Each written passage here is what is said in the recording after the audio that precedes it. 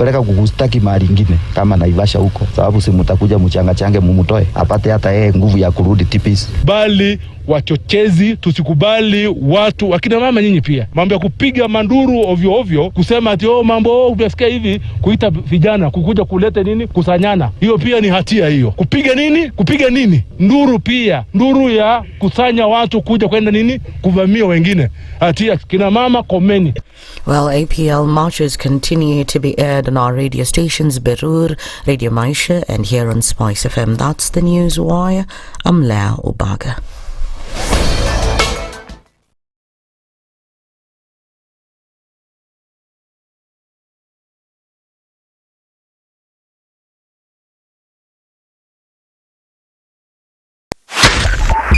.5 Spice FM, Kisumu. The following takes place from 6 a.m. to 10 a.m. every weekday on Spice FM.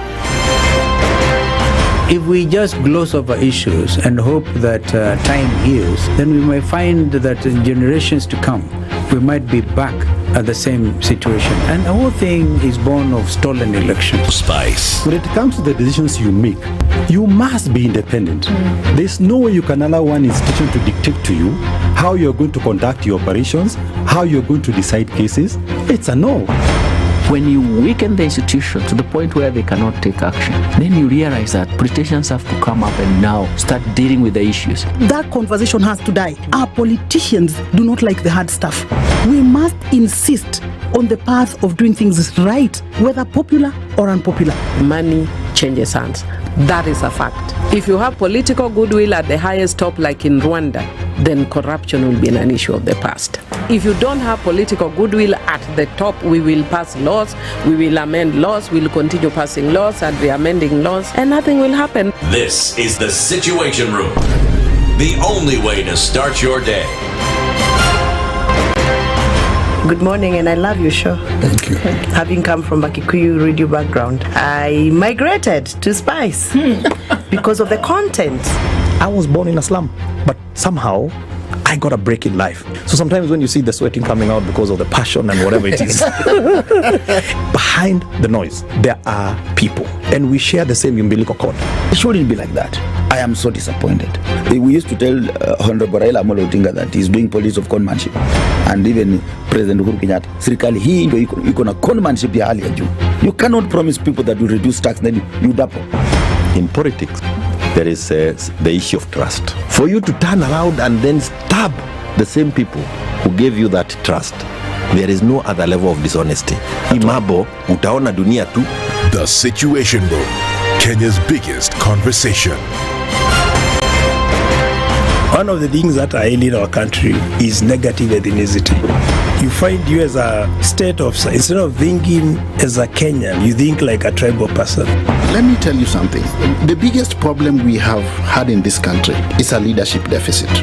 There is nothing that you are going to do in the process of change if you are not a risk taker. So you really have to pursue your vision to a logical conclusion and even be ready to step on people's toes. When it comes to the economy, you can run away with it. They say statistics are like bikinis. They reveal a lot, but they conceal the vitals.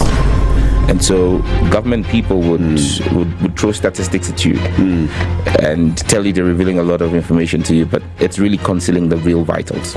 We need to get out of that, because when we want to grow our democracy, one basic thing that really requires to be understood by the political class, by all of us, is institutions are critical. This is the Situation Room, the only way to start your day. In this country, 6 families and 8,000 Kenyans control 90% of the GDP. We are not a country. We are a plantation. We work for Ruth. When you're telling the judges court orders are papers or they will not obey court orders, they're sitting and you're seeking orders from them. So how are they supposed to interpret it? Isn't it an oxymoron? When you see a judiciary that seems to be under some control somewhere, you start questioning.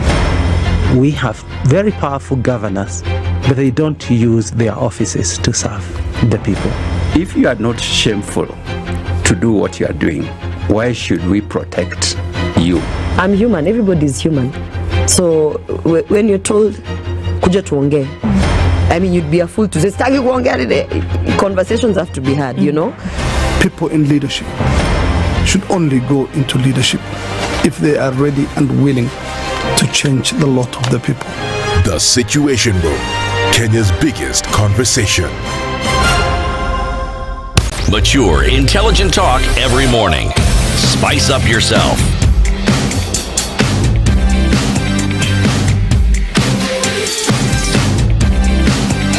Mornings done right.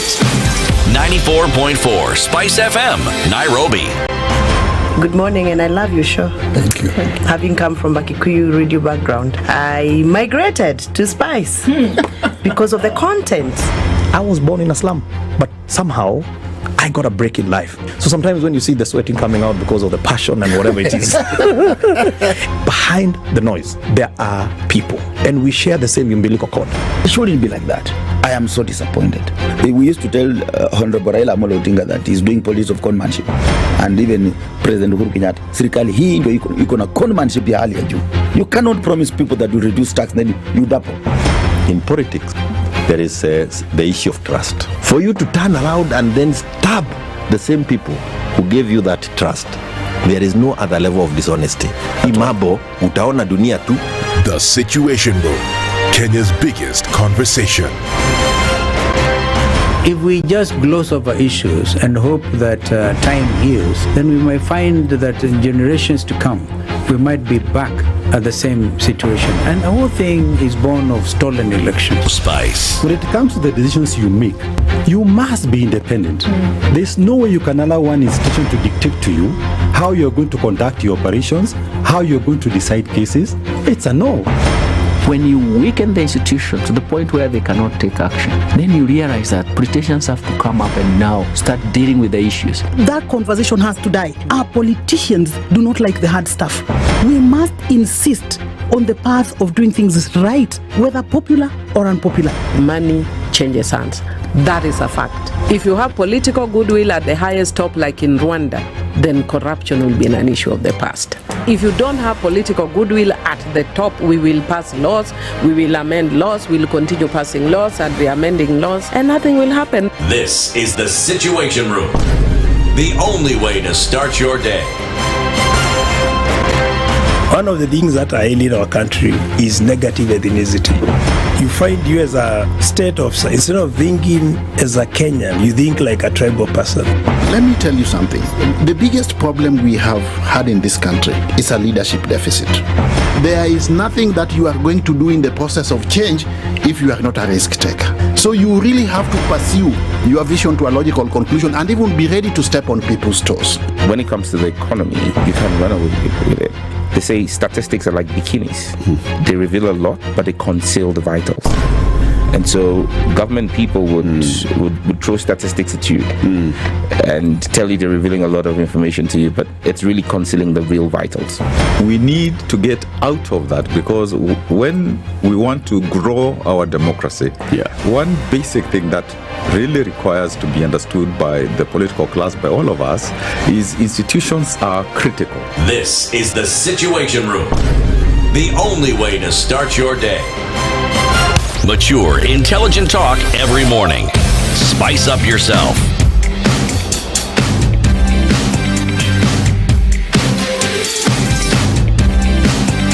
Mornings done right. 94.4 Spice FM, Nairobi. Hi, yeah. Say good morning, good morning. Good morning. I can hear myself and I can hear you. You can hear me. Mr. Aseto. How are you? I'm fine, thank you. Good morning. Salam morning. Uko salama? Nashukuru kabisa. How was your weekend? My weekend was good actually. Yes, Mama Aseto is around. So. Oh, really? How is mom? Mom's good. Fantastic. You're a good boy when she was around. Always. Oh, okay. Always, yeah. No, but that's good. That's very, very good. When disciplinarian checks in, you have to behave. You have to behave yourself. Yeah. All right. It must have looks like those high school boys who used to wear. There were three names. There's a sweater, pullover, and a cardigan. What's the difference? A sweater. A sweater. Explain a sweater. Okay. A sweater has no buttons. Oh, A cardigan sweater is no. this. Oh, that's a cardigan. Yes. Okay. A pullover is just a sweater, pretty much. A pullover is what you pull and then over your head. Yeah. Also, a sweater is just pull and over. The king of what? So there's a I cardigan. love cardigans. Yeah, I love cardigans. You love cardigans? Yes. Interesting. Nani akushonea hiyo? Mama yangu aliniletea. Hey, mama's boy. Last week it was Baba's boy. Today is mama's you gotta boy. allow this What was he wearing from daddy last week? Tie. A tie. Yeah, you're wearing your daddy's ties. So this week is mama's cardigans. Mama's cardigan, yeah. So tomorrow utachomoa ingine? Cardigan. I think I'll wear my dad's cardigan tomorrow. Mama Aseto? Mimi, I'm a large. Me, I'm a I don't mind. No, wait. XL, not large. Okay. XL. You're what? Medium? No. Hey, how did you know? Hey. You're medium, right? Of course, eh? No, I can tell. I do a medium, yeah.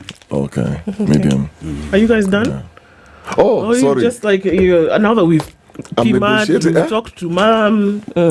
Last week it was daddy. Today is mommy. Yeah. I'm glad that you guys are connecting in this manner. It really does warm my heart to see that you have dropped your guard.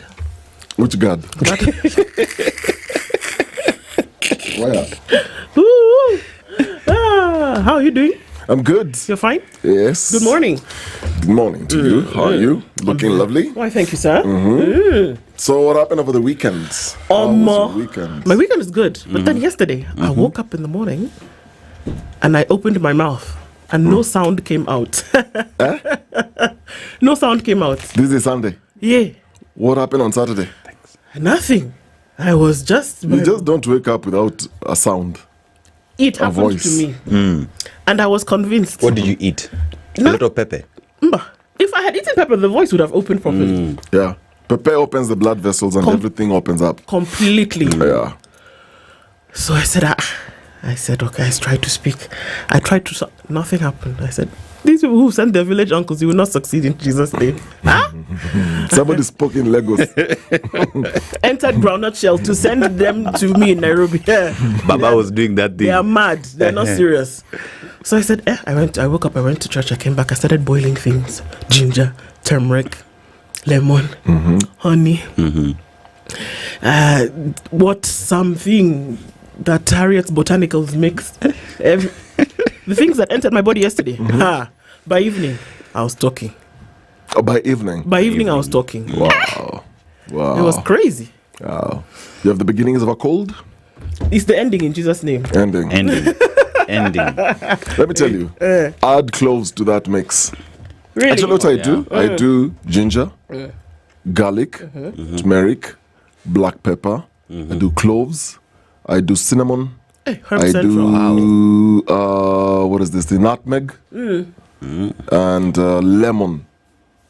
Like, don't squeeze the juice. Put the whole damn thing in a blender. Blend it. Yeah. And then boil it and then boil the whole thing. And then I'll sieve it. And then then add honey. Your hair will grow. Everything will stand. That thing is deadly. Okay. But works like magic. Isn't it? See, now Yes. I should have just texted you yesterday. So you would have told me the things. Now that you're not even talking, why didn't you text? Yeah, exactly.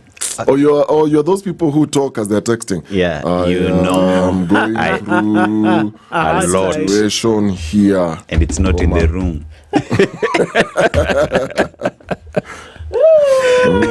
I said, how was your weekend? My weekend was actually really What good. did you do? I was just chilling in the house. Mama was around, so spent time. Oh, Mama. Oh, gosh. Yeah. Okay. Okay. It's good. Yeah. Okay. It's always good to have Mama Mama around. Seto, we've had you. We have seen your son is doing great. Because you have been around. You should see when you're not here. So please just be coming all the time, I beg. Yeah. It's September the 1st. It's a new month. And happy September, everybody. We are here in September. We will not be gone till November. We will still be here. EVE, good morning. EVE is here trying to pretend. Is she here? Sebas. You know, I'm not sure if you were sitting or standing. Ooh, saying good morning. Joylene is there. Frank Makirani is there. Everybody's there. Good morning. Welcome. And we're getting into it today. This is the Situation Room. It's Kenya's biggest conversation. Dennis and Dennis with you this morning, getting into things on this first day of September. It's the first show of this month. It's the first day of the month. It's the first day of the week. And we're getting into it. Let's tell you some of the things that we'll be discussing today. Shall we? All right, so we'll have a conversation with you at 7. We're going to look into the things that are happening. We're going to stick to probably Shah. We're going to discuss the issues, quite a number of things. We'll talk about them today. We'll talk about them. They make you uncomfortable. We'll say them. We'll do that today between 7 and 8. And you'll join us, hopefully, to get some of these things out there. We're going to continue at 8 o'clock with the governor of Murang'a County. His name is Dr. Irungu Kangata. He'll join us at 8. We'll be looking at economic development and devolution. The governor joins us at 8 for that conversation. And then defamation and libel. We've heard those words thrown at us every now and then. Ngong Evans is a constitutional lawyer, and Kiroko Ndegwa is an advocate as well. We'll be looking at the words that can harm and the posts that can haunt. Sometimes you post stuff on social media, and then before you know it, there's somebody who said, well, how about you speak to my lawyer? Or we see that somebody has sued for libel or for defamation. What can or can't you do, and within which lines then are you safe? Those are conversations that we have today, getting into it. Thank you for joining us already. And as we do, let's look at today's proverb. Aseto. So proverb today comes from the Chan champions, Morocco. Why take us there? Yeah, because they deserve a seat. They deserve to be heard. Oh yeah, by the way, congratulations to Morocco. What did they do? So they won Chan. They won Chan. Oh. Wow. Oh, okay. Yeah, so that's one fact about Chan, about Morocco. They won Chan 2025 in Kenya. Okay. Yeah. I didn't watch the game, so it's okay. So yeah, Morocco is located in northwest Africa, bordered by the Atlantic Ocean, Mediterranean Sea, Algeria, and Western Sahara. Now, it is one of the oldest monarchies in the world, with dynasties dating back to 1200 years. And it is also the first country to recognize USA in 1777, United States of America. And let's go to the proverb today, shall we? He who doesn't have honey says it's bitter. He who doesn't have honey says it's bitter. What's bitter? Honey. Oh, if you don't have it, then if you now have it, it's bitter. No, if you don't have it, you say right. it's bitter. Right. That's a proverb. Yeah. He who doesn't have honey says it's bitter. It's bitter. Ladies first. Now that you have your voice, your sound. I know he's not going to let this one go, but you see, I see you. Don't worry. Well, I guess we criticize things we don't know, and maybe that's the thing. That until you know it for sure, you can't speak fact about something that you've not experienced. Yeah. And oftentimes we do that, isn't it? Oh, she's that way, or he's that way, or that is. You've not experienced it, and so we're likely to turn a critical eye on something or an opinion of something that we've not experienced. I guess it's a lesson for us to kind of taste and see first before you make judgment. True. Okari. As in Dennis Okari. So you lost your voice on Sunday. Yeah. Say It must have been overnight Saturday. Overnight Saturday night. Thing is, now that you have your voice, it's Monday, so it's so convenient that on the day that we need to hear your voice is back, and when you didn't have it, someone you were taking very bitter things to bring the voice back, right? Yeah. You get the correlation. So you want your voice back, but you had to take in something that's bitter to have that voice back. Yeah. And look at you on a Monday. Sounds like honey. This boy. So it was never bitter. It was always honey.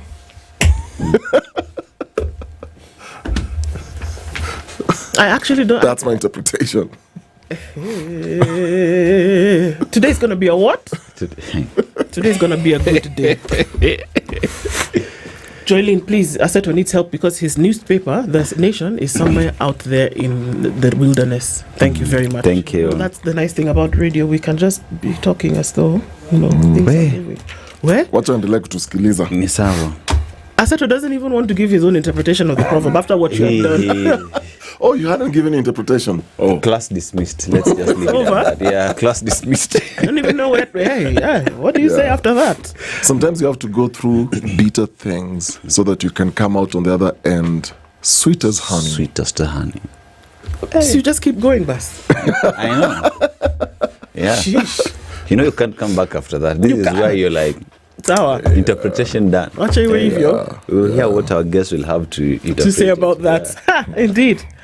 Okay, so Muko Wengi online. Good morning, everybody. We can see you tuning into the room today. Karibuni sana. Even as we get into it, let us look at greetings, folks. Our live streams are up. Did I tell you? No, our live streams are up on YouTube, Facebook, and on X. And our audience on KTN this morning. Karibu sana. Good morning as we get into things today. Yes, everybody is online. Okay, Don Sabwa, it says good morning at the end of it. He says, Ndu. Ask Okari, are Jubaland forces localizing Mandera County?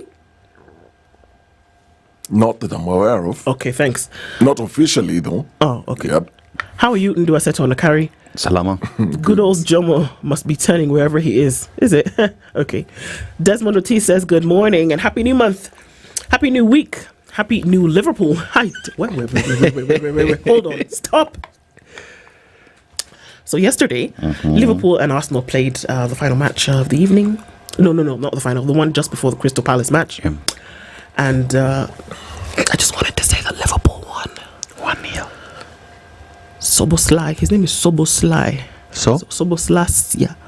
He scored a riveting goal from outside the 18. It was amazing to watch.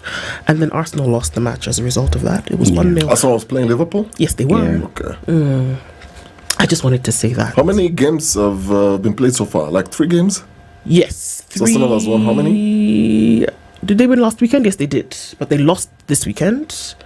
Yes. Manu won on Saturday 3-2 to Bournemouth. Yeah. And the last weekend they lost. I believe. Yeah. Yes. That's what we're looking at. You're so serious with your soccer. You really watch football. Yes, I do. It's a roller coaster out there. It's crazy. And this was after now Morocco lost. I beg your pardon, Morocco won. Well, I was watching Formula 1 on Saturday. You're watching Formula 1? Yes. Okay. Hamilton had an accident. And McLaren won. Yeah. Oscar Piastri won. Then my man, Red Bull, Max Verstappen came second. Then we had the junior team. I was happy for Isak Hajar, who came third. Okay.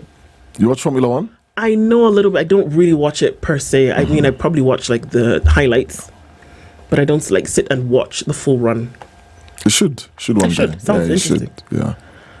In my next if you love technical things, you'd love things like cricket, Formula 1. Yeah. If you just want to chill, watch football. Let me tell you don't think when you're watching football. Let me tell you. Wow, that says a lot. Wow. People don't think when you're watching football. You're just watching. Just watch it. And hoping your team will win. That's it. There's nothing too technical about it. No, but also you see the moves that have played. You know when there's an empty space. You know when somebody should fill a space. You know. Okay. You know. You kind of know if somebody's going to score a goal VARs. from a free kick, kind of thing. You know how to calculate. You know that how a person will be calculating. You almost knew that beyond the 18, David Beckham, when he was going to take the free kick, almost always would score. It is technical. Yeah, it's technical. But let me tell you, when I become wealthy, not rich, when I become wealthy, there will be signs because I will be at the Monaco Grand Prix. I will be watching those things live. Monaco. I will be watching polo. Do you understand? Yeah. But that's a story for another day. Hey, polo. Exactly. Good morning and happy new month. Polo. Happy new week. Aseto, it's a game, not a brand info shop. I was just chilling. I realized I've actually gone to watch polo near my house. Just there? So I've been there. Okay. Yeah, I should take you. I know you go there only to look at cars, Sunday bazaar. But it's okay. Desmond Ortiz says, good morning, happy new week, happy new Liverpool. Exactly. And to tell your sister that I'm now newer. My sister, which one? Oh, where? Michael Olande says, good morning, tuned in from Kigali. Peter Chiari is here this morning. Work hard until you see yourself in your cousin's status. Allah. Because families don't post broke people. Okay, Peter. Engineer Fighter Karaoke says, good morning, Team Spice. How was the weekend? Tuko. And you're just wondering, can the East Africa region host the World Cup? Well, good question. Robert Mbogo is tuning in this morning from Mombasa. And Augustus Nyakundi says, arise and shine, Team Spice. Happy new month. Indeed it is. Rose Grace is tuned in this morning from Muhoroni. Good week ahead. Thank you, sister. Eunice Okello is also tuned in and says, good morning, Team Spice. Okoth Jeffrey is tuned in from Kisumu West specifically. Monica Njoroge says, good morning, Spices. Happy new month, Kilamtu. Here's to another month of endless blessings. Amina. Jeffrey Wanzabasi says, good morning. Melbourne says, knock, knock. Who's there? Tell us who's there. Rogers Nyange is tuning in from Voi. And from Ukunda, General Issa Mavenga is locked. Duke is tuned in and says, good morning, Spices. Joe Mungai says, good morning. Kenyans who commit arson and assault must be held accountable for their actions and face the full consequences of the law. Let's not hide behind communities. I agree. Agola says, hello, hope your weekend was good. Yes, it was. Thank you, sister. How are you? Mkwama is tuned in this morning. D&D and the Spicelets. Happy new week to you too. Mashari and Jeru is tuned in this morning. Says, from Portland, Oregon with love. What is the job description of a CS of health? To be healthy. To know. Shauri yako. Leo says, good morning. Hello, Princess Ndu, Dennis and Aseto. Our motherland needs to find whoever bewitched us. And then that closing calf ceremony. Ooh-wee. Aiden Dwale is asking if people should be taken to DPP. What do we think about that? Well, we'll talk about it at 7. Eric Awar says, good morning, guys. Rich Fam is tuned in this morning. Much love to you too. Kuri Sami is also tuned in and says it's a whole new month. Imagine it is. You're tuned in from Titwande. Agutu Ogembo tuned in as well. And Bob Awar is tuned in from London. Peter Gitao says, good morning from Kangunda Road. It's a blessed day and a new month to dream. Fiery Red is tuned in. Happy new month to you. Nyakundi Emmanuel says, good morning. Have a blessed week ahead. Silas Akala is here. And the sisters tuned in this morning. Looking forward to a better month indeed. James Kamau is here. Jimmy Manuthi is tuned in as well. Isa Kali says, good morning. Glad to be back after a short hiatus. Cindy. Jennifer Tenyi says, good morning. Happy new month. Ben Nyawid, they says, young Jedi, good morning, my beautiful people. A new month is here. You're looking at fresh today, Asante. 122 days to the end of 2025. Ooh, you counted. Charles Adore tuned in this morning. Christina A says, good morning. Hey, beware of the Asetos. Hey, those sweaters. Mm-hmm. Kesh Denny says, good morning. You're wondering how many forces rule Kenya? That's a good question. There's a bromance between the Dennises. I'm telling you, you guys should feel the energy in the room. Happy September, good people. Fire Red, thank you so much. Pulled it out of the archives. Kao Nyambura and Tupenda Sana is tuning in this morning. Bwangi Juma also here. And wake me up when September ends. Hapana, wake up now. Washoga Toto, good morning, sister. Isakale, I know I should just get some insurance for it. Sindo, I will. Atiano says, good morning, tuning from CIA. Wake me up when September ends. You too. Yeah, it's a song actually. Patrick Mutunda is here indeed. The Chan final was fire. Good morning, dreamers and doers. Let's make this Monday magical. Dan Kutu is here. Stella S, good morning, sister. Nyakundi Emmanuel is here. Mtu Flani, good morning. And you have deskies inside here. Okay. Amaya okay? Hey, everybody's online this morning. Dan Steele Lagat is here. Karanja, Paul Nje here. Hiron Hakil is also here. Brian Mutego tuned in. And Ouma Oyamo says good morning. Albert Gisore is tuned in from South Sudan. Good morning to you. Daniel Andama says, September is here just like that. Imagine. Ndu tell Okari to uncover cyber crime syndicate trends. Miss Kia? Yeah. Thomas Omosa is tuned in this morning. And E.M. Kizito Makala is tuned in. Andrew Chira says, who is in charge of what? Kenya? That's a good question. Calvin Somondi also tuned in this morning and says, happy new month. Everybody, karibuni sana. Good to have you in the room. Thank you for joining us every morning as you do. And we're getting into it this morning. Let's take a look at the headlines, shall we? Oh, I have a request to tell you that next week the proverb should be from Ghana. Okay. So. But we already did proverbs from Ghana. I think the person who asked for proverb from Ghana was not listening. Okay. But anyway, I've put the request. Okay. You can squeeze something. Tindo? All right. On the front page of Kenya's bold newspaper, The Standard, unmoved by outcry. And there are pictures there. There is a picture, rather, of three gentlemen, three CSs. Davis Chirchir, In the middle there, Aiden Dwale, and on the left is Kipchumba Murkomen in the positions of roads and infrastructure, health and internal security, respectively. What's the headline?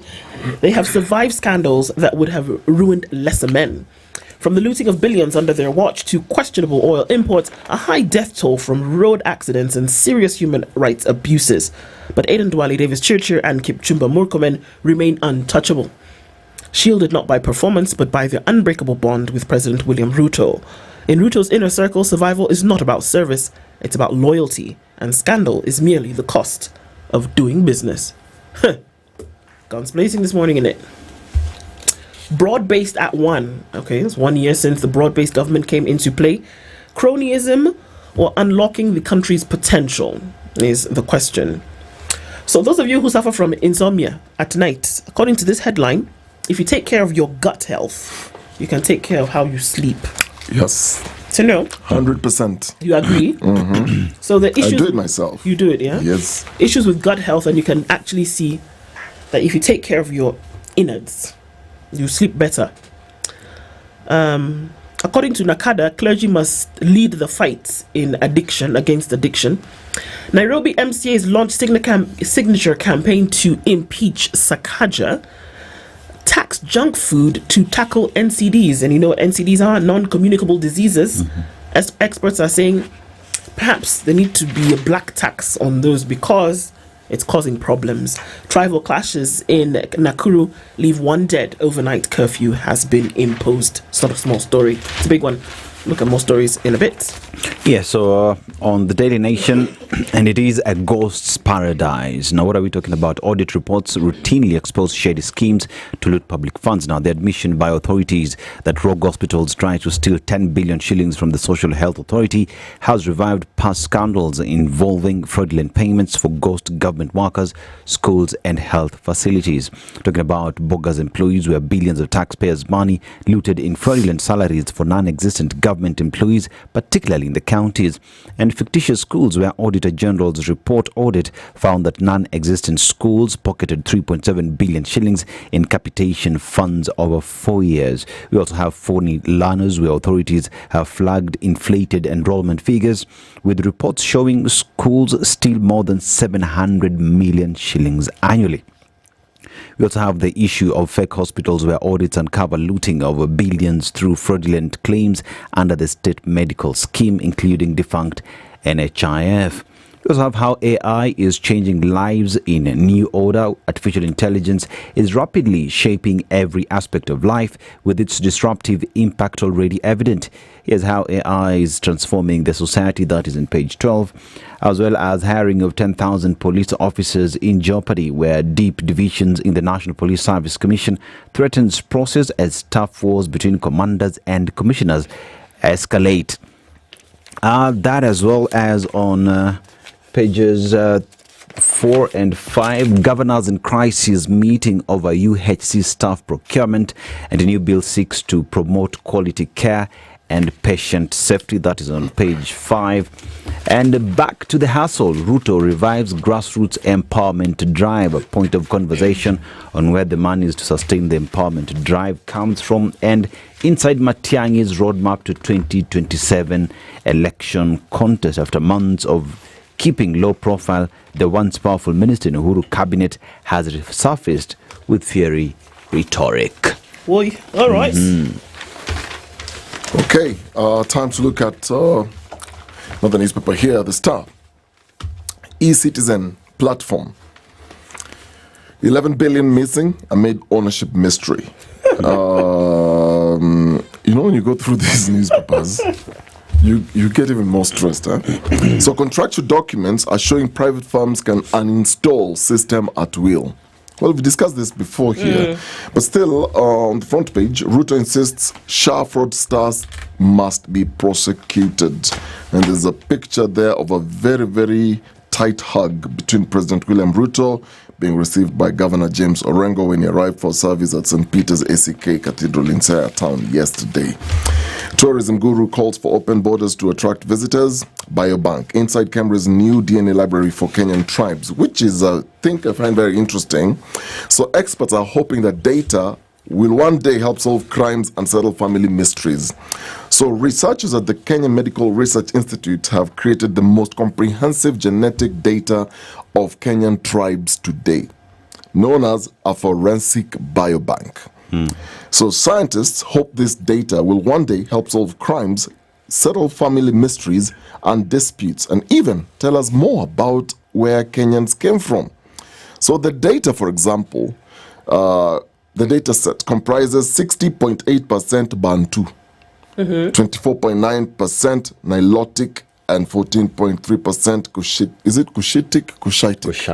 Cushitic samples, closely mirroring current population structures in Kenya. So Cambridge scientists said that Cushitic groups are ethnic people in northeastern, you go all the way down. However, the scientists are explaining that their work could change how the justice system uses DNA, the genetic code of life. If DNA is found at a crime scene, for example, today, investigators often compare it with international databases. Now, the problem is that most of those databases are built from European or Asian populations. Now, African data makes up only a tiny fraction, about 5%. So there is need then to generate updated and comprehensive genetic frequency data for the Kenyan population in compliance with ethical standards. They had volunteers who are taking swabs and all these things so that they can then transfer those special storage cards and processing them in the lab to test the system. They went all and all. And I think I love this. It's a really good thing that at least we can have one of our own, so that Aseto kesho tukimpata ameiba pesa na ametoroka where you are sitting, tunachukua nywele yako tunakutafuta vizuri. So let's go to another story. Why Governor Mutai survived impeachment. So unreliable electronic voting, quiet rebellion against President William Ruto, gaps in evidence and political intrigue saved Kericho Governor Eric Mutai from impeachment for the second time. And I saw him doing a victorious round trip around. Oh my God, Yani. How did you feel when watching that? How did I feel?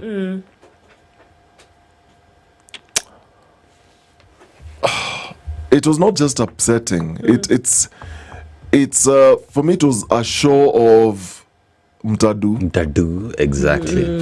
Regardless of what you bring to the table. Yeah. The political intrigues in these things, like Mtadu, from his rooftop. Akisalimia watu, people are dancing, women are dancing. The thing for me is the people who are doing all these things around him. We tend to worship these people as gods. And anyway, story for another day. Now to Raila, which is my last story here. Raila read the Riot Act to MCAs, scuttling Sakaja's removal plot. So ODM leader Raila Odinga has once again come to the rescue of Nairobi Governor Johnson Sakaja, scuttling a fresh impeachment plot that has gained momentum in the county assembly. Now, this marks the second time since 2022 that Raila's intervention has saved Sakaja from impeachment. Last week, nearly 96 MCAs resolved to impeach Sakaja over claims of incompetence and neglect of ward-level development projects. The resolution was reached during a Speaker's Kamkunji convened by Ngondi to air long-standing grievances. Now, the impeachment plan included a special retreat in Naivasha this week to draft charges and collect signatures. However, Raila's intervention has thrown the exercise into disarray. The rift between Sakaja and the assembly leadership remains unclear, though several MCAs accuse the governor of sponsoring rival aspirants ahead of the 2027 elections. Others are claiming he bypassed them during recent empowerment programs, including a State House event where motorcycles and equipment were distributed. The things people are fighting over, my God. Now, ward reps also accuse the governor of withholding facilitation funds and refusing to dish out handouts, fueling anger among sections of the assembly. It's about them. It has nothing to do with anyone in Nairobi at all. Nothing to do with delivery. So, Raila came to his rescue. So, as who? For what? As Baba. Rescue him for what? From what? From what? Yeah. There's somebody who says, and I quote, Baba was very mad at us. He told us to stop the nonsense, but we also told him the issues we have with the government. Well, let me ask you. Oh, hang on. So he came to rescue him from their onslaught. Yeah, second time he's doing that. So as in, leave him alone. Yeah. Just leave him stop harassing. No, he told them, what nonsense is this? Stop your nonsense. Kambe wachana na sisi pia tuko na zetu. MCAs walijump. Tuache bana. 22 elections. We stop these sideshows and all these dramas. Nothing's gonna happen. Ikome hapo kwa sasa. My head is what? Aching.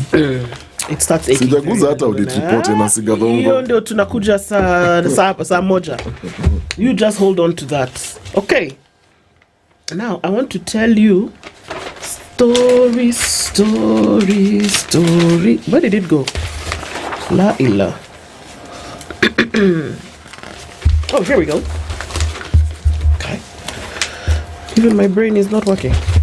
No, but it is. Okay, so this is the story now we're talking about that is a direct connection with Nairobi Governor Johnson Arthur Sakaja. Members of the County Assembly from Nairobi yesterday began collecting signatures to impeach Governor Johnson Sakaja. This follows a special meeting on the 26th of August in which 90 MCAs resolved to initiate the process. Now, we know that there are 123 MCAs in Nairobi County Assembly. According to Kileleshwa MCA Robert Alai, we have collected 63 signatures. The threshold is 40 for impeachment.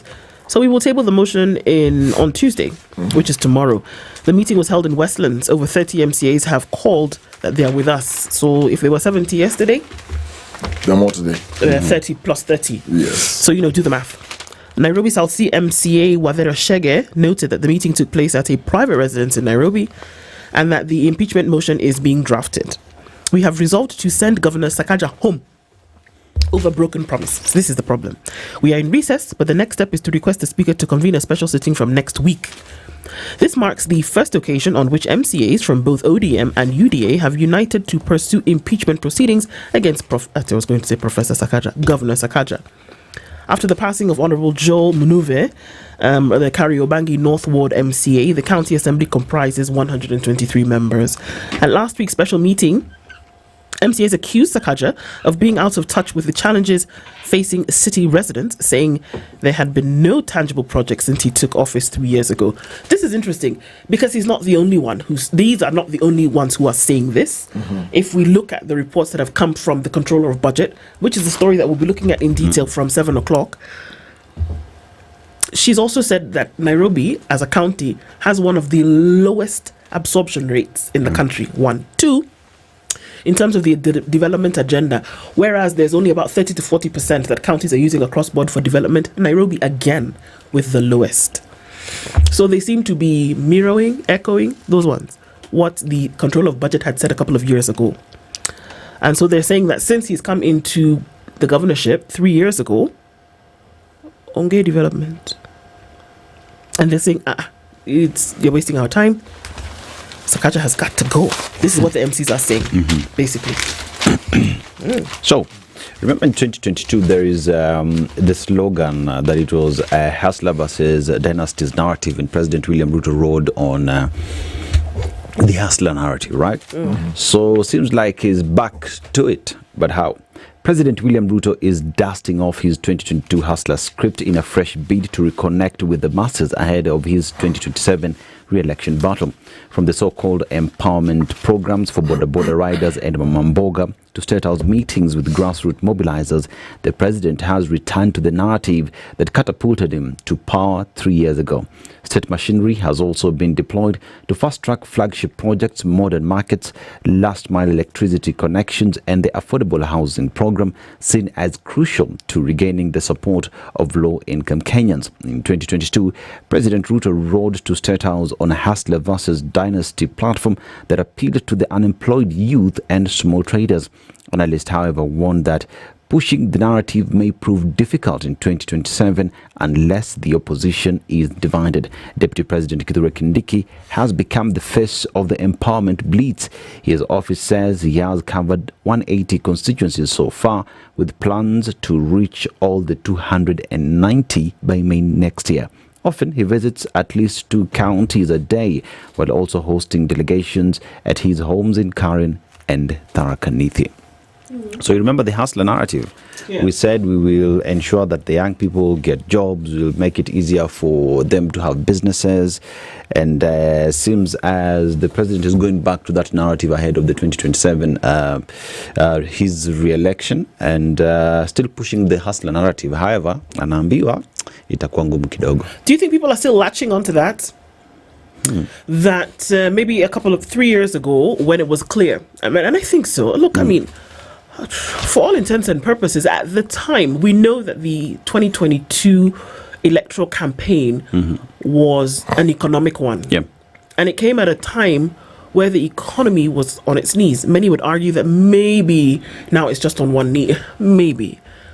But it suited at that time to come in and say, you know what, stop this nonsense. The two classes that we're looking at here, the two tribes that we're looking at here are the rich and the poor.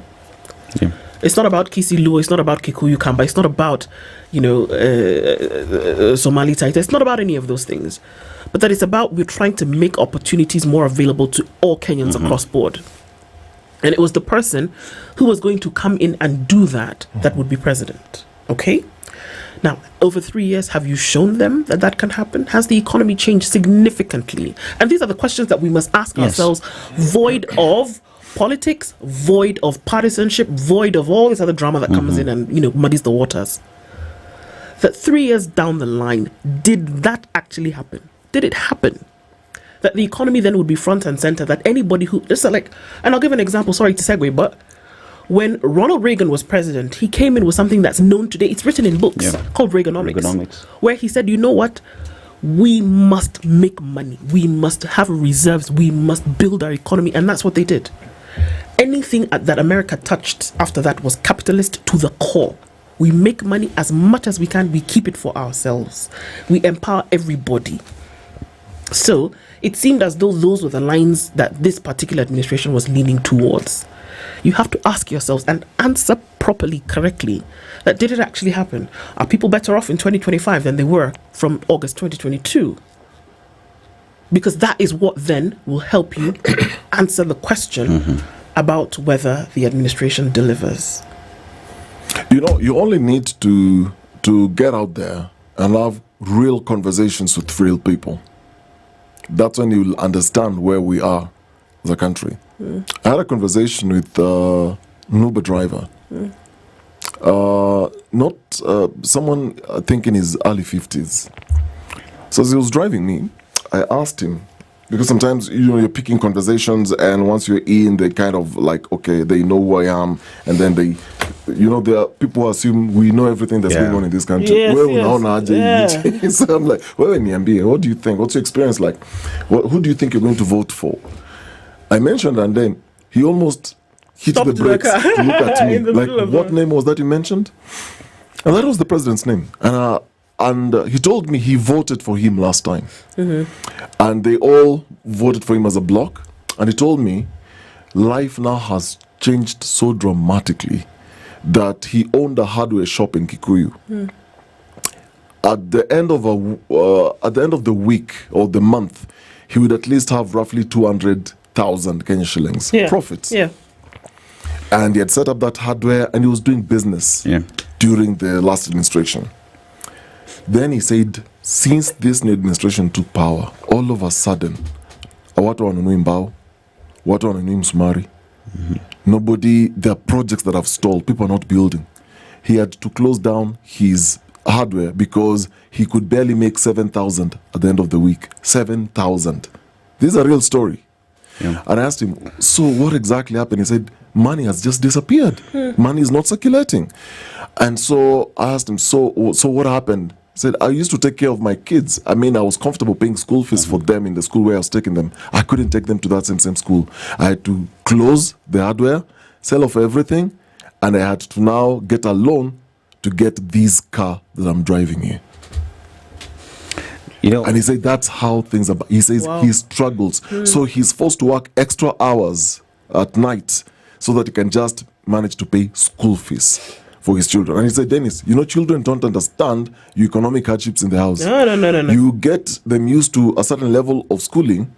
You can't drastically then drop them because it affects them.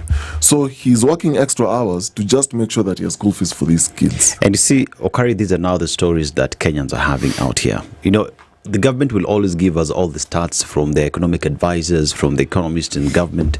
But where the rubber meets the road is having conversations with people, really feeling what Kenyans feedback they're giving you with regard to how the economy is, where they are today. Are they better today as compared to 2022? You don't forget this conversation of GDP has done this, GDP has done... No. Forget those difficult conversations. Go to the... Go to the shoe shiner. How many shoes is he shining in a day? What has changed? Look at the trends of the person who actually is a boda rider. This guy I've just talked to, the mechanic I always refer to, when I was taking my vehicle, he's actually trying to look for anything that he can fix. I even felt for him. I'm like, there's nothing mechanical here. It's just a service that you need to do. So he's like, Dennis, tupatie taka kitu kadogo tupate mkate. There is nobody bringing vehicles to the garage to get them. The numbers have drastically reduced on a Saturday, saying there's no money. So you talk to the ordinary people. Don't talk to them GDP. No. Yeah, because I remember over the weekend I was on a bike, my bike guy at home. So we're just cruising, going somewhere. And instead of paying him, I told him what I'll do is I'll fill up your tank. And this gentleman said, you know what you've actually done? Is you've enabled me to do my job for a very long time without me feeling the pressure of buying fuel, because fuel alone is expensive for me. And a bike fills up with like almost 800 bob. So that alone, this man says, for that day and the next few days, he's sorted. He can work easily. And these are real conversations out here. He used to work for a delivery service for one of the mobile apps, but he dropped down because alipiga hesabu nikijifanyia kazi, I'm better off than being employed. These are conversations out here. They are real conversations.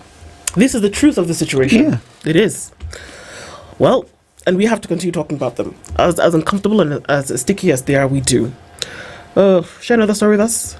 So, civil servants are drawing 2 salaries, violating the law. This is the Auditor General, my very good friend. So this story, I know we are laughing, but it's just the extent and the degree to which we always have these conversations. It almost looks like it's the same template, just change a few names, a few scenarios, and a few figures. But how much money we are losing as a country every day being reported, it's ridiculous. So the Auditor General says, this is a report containing a special audit report on payroll management for county executives, covering the financial year 2021 to 2022, 2022 to 23, 2023 to 24. Now, the report is revealing systemic abuse of public funds as employees appear on more than one public payroll. Now, the reason why this is important to understand is in the Constitution, Article 77, reinforced by the Leadership and Integrity Act, prohibits full-time public officers from engaging in any other gainful employment, citing possible conflict of interest. Now, watu wanatafuta kazi huku nje. And the people who are looking for jobs, with all these unethical practices going on, millions of people remain jobless. There are people who have more than 2 jobs. Now wanapata 2 payrolls in government. Let me give you an example without drama mingi. Okay. So, in Vihiga County, there's an employee who simultaneously worked for the county executive and the Teacher Service Commission. I don't know what the connection between this TSC and what's going on at the counties. This person was pocketing 156,000. In Kwale, a TSC teacher was paid 625,000, over $500,000, by the county for more than 8 months before deserting duty. Sazila ameenda tu kushikwa ngwa, akadesert duty. They ceased to exist. But for 8 months, they were pocketing over $500,000. Now, when we go to Mandera, a teacher earned 390,000 from the county while still on the TSC payroll. In Trans Nzoia, the audit established several employees in the financial year 2021-2022 drawing salaries from other government entities. These employees were earning 833,000 per month. Na ni mwalimu. 833,000. Sorry, please. I know you want to continue reading, but I have a question. Yes. Were they actually doing this other job? Well, they're not. The report is what they were earning. They're not saying whether these people are reporting for duty. Now, it gets worse. There is a county where somebody was sharing an ID card, ID number. Just wait again. 2 people from 2 different government entities. Sorry. Please. You know what? We are going to go into this when we come back from the break. We go into that story because I'm already feeling palpitations in my heart. And we need to take a break. So we'll start with it when we come back at 7. Yes. Is it okay? Yes. Have you people want me to faint here? No. Here? Guys, it's already 7 o'clock. Good morning.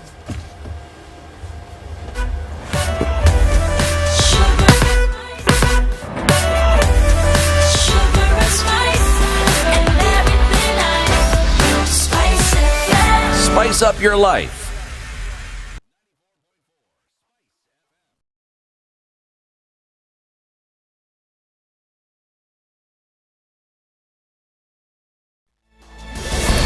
Good morning, this is the News Wire. I'm Lau Obaga. The governors have called for an urgent meeting today to discuss the challenges arising from the implementation of the new e-procurement system and recruitment under the UHC program. Council of Governors Chair Ahmed Abdullahi said that so far no county government has started using the system despite pressure from the national government. Abdullahi further said that the e-procurement system was implemented without adequate preparation and that it risks hampering service delivery in the county. This event comes at a time when they're meant to employ UHC staff, something that the governors have refused they cannot do due to lack of funds.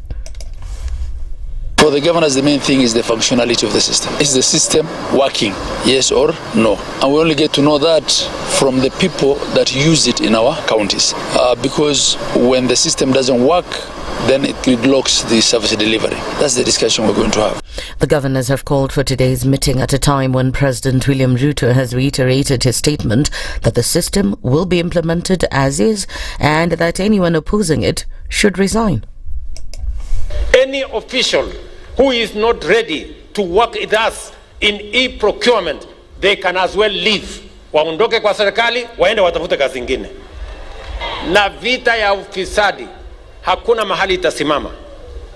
Kama ni kwa bunge, kama ni judiciary, kama ni executive, kama ni county, kama ni maofisi zetu za mawizara, we are going to make sure that every penny that has been given by the people of Kenya must be spent as is required. Nairobi members of the County Assembly have begun collecting signatures to impeach Governor Johnson Sakaja.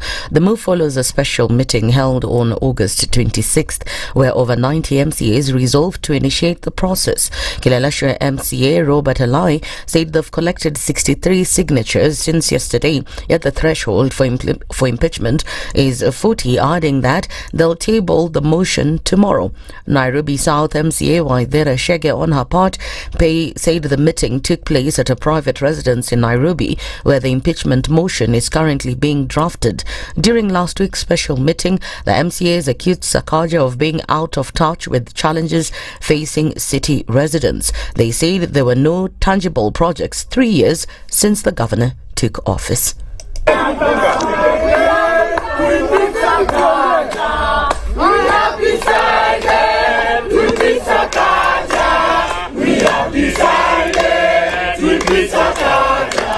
No turning back, no turning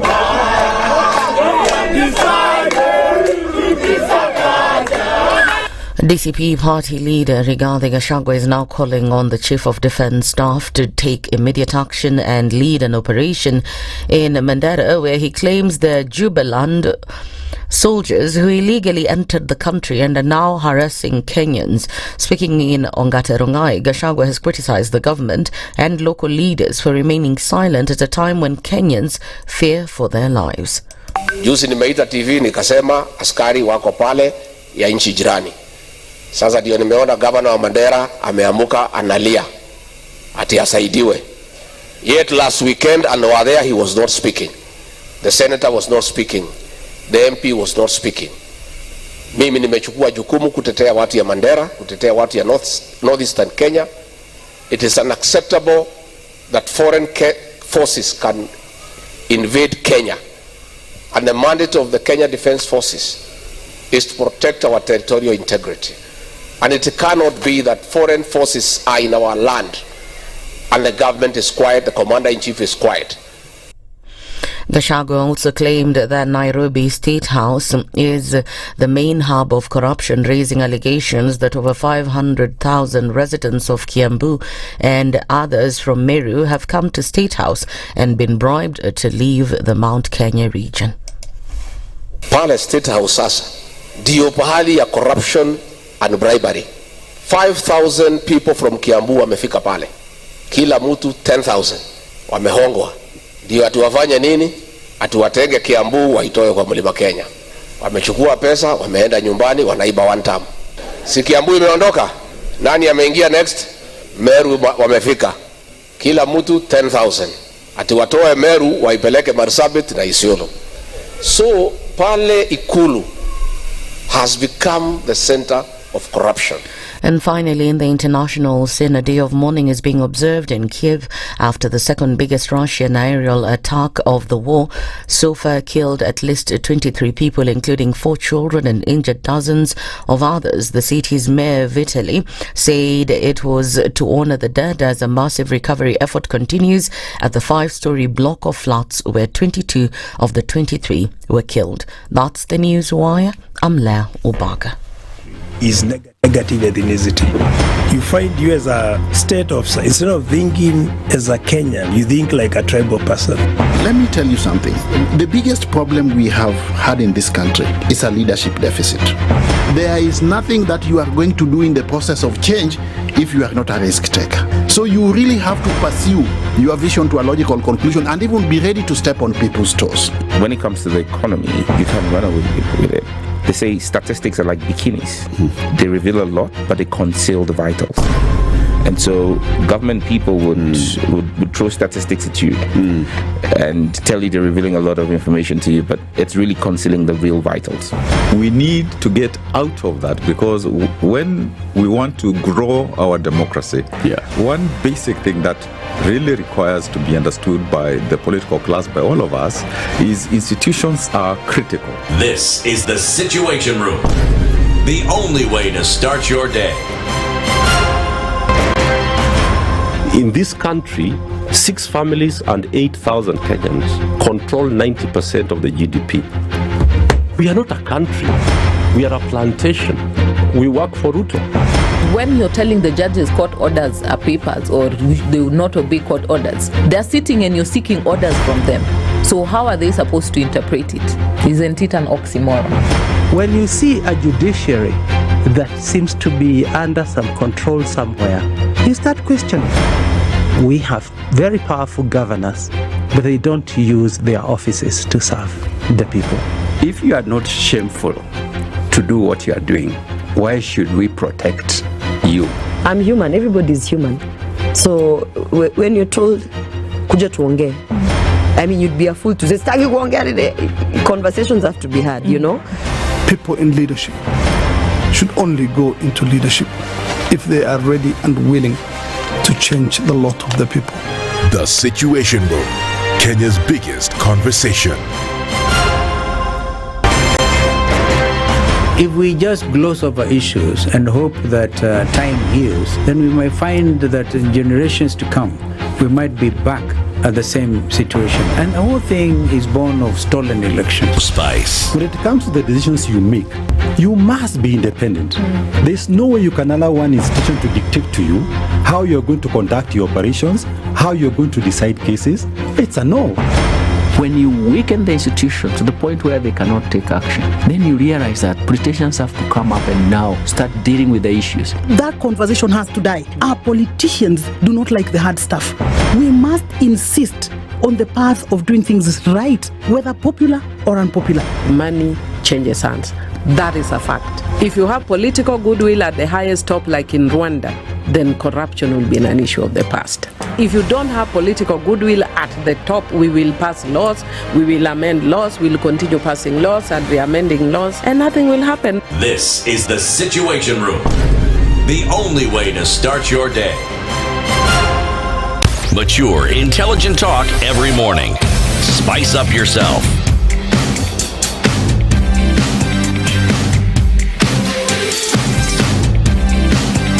Mornings done right. 94.4 Spice FM, Nairobi. Yeah, good morning, and it's a few minutes after 7 o'clock. It's 9 minutes after 7. It's the 1st of September, and this is the Situation Room. It's Kenya's biggest conversation. Our live streams are up on YouTube, Facebook, and on X, and our audience on KTN is here this morning. And we're getting into September, so then of course I'm going to have to ask you, what are you doing on the 8th of September if you happen to be in Mombasa? If you happen to be in Mombasa on the 8th of September, you want to go to the City Blue Hotel. And on the 10th of September, if you're in Eldoret, you want to go to the Boma Inn in Eldoret. And the Movenpick Hotel is where you want to be on the 13th of September. What's happening here? It's the Cradell Study Abroad Fair. It's happening in Mombasa, Eldoret, and Nairobi on the 8th, 10th, and 13th, respectively. And you want to come to find out exactly what's going on. So you're thinking about a university education in a different destination and you're not quite sure where to go. Well, all your answers will be answered all the questions will be answered during this fair. It's not your traditional study abroad agents who give you a few universities and ask you to pay and sort it out quickly. It's a university matchmaker, Cradell. It's a tool on the website to give transparent, unbiased advice to every student so that they can find their best fit course, the best university, and the best study destination. So, students and parents can attend the fair and connect with people around the world. At the Cradell Study Abroad World Fair, you'll witness the famous battle of the destinations, everybody duking it out to see who is the best. You will also then get elevator pitches from different universities to help them understand the key benefits of different universities and what they have to offer. So you get a face-to-face interaction with university representatives. There's tailored guidance on your career paths. You can get visa and accommodation support and make on-the-spot applications. So you could go in at 9 o'clock and come out at 4 o'clock with your application in hand. Mm-hmm. And this is all the things that you get at the Study Abroad World Fair that's taking place this September. So we need to invite you. And in order for that to happen, you need to register. Get on the website www.cradell.com or call 0799 000 444. And then you get rich. Yes. Not quick. Yes. But you get rich. And then? Yes. And remember, when you talk about you getting rich and wealthy, the time for you to do all these things is now.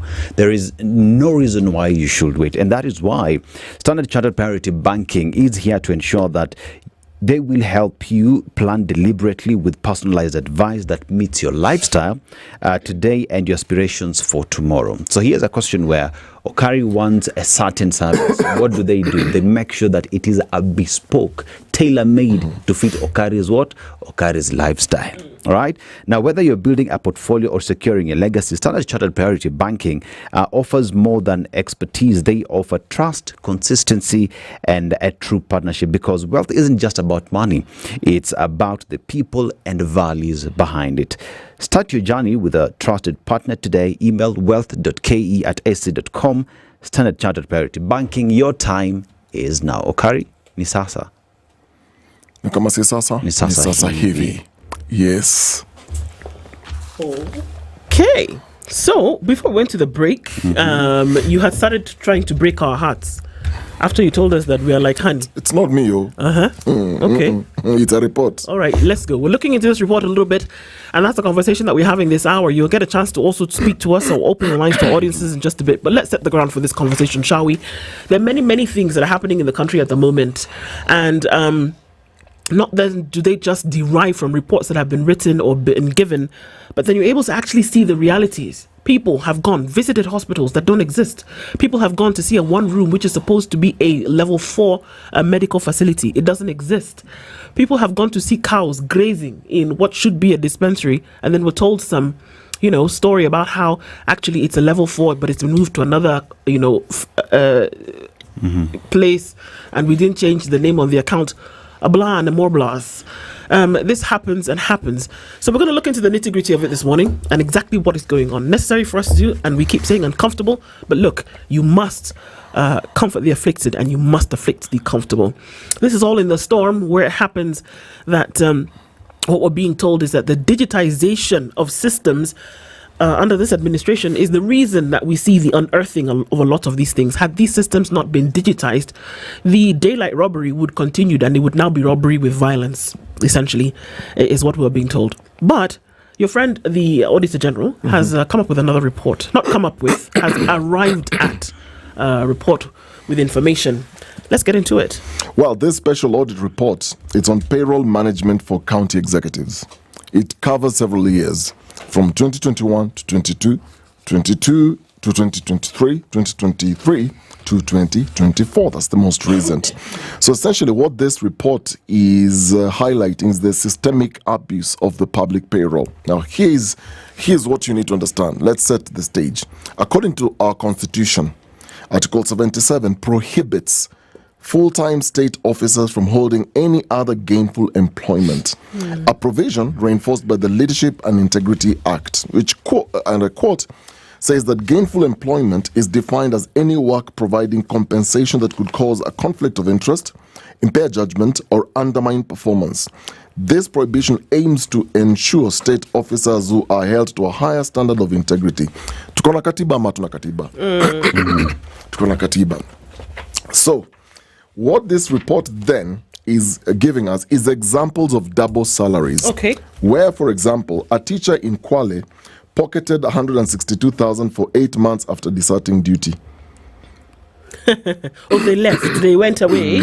Yes. But then from January to August, they earned a salary of 162,000. They earned a salary. Oh, brilliant. Correct.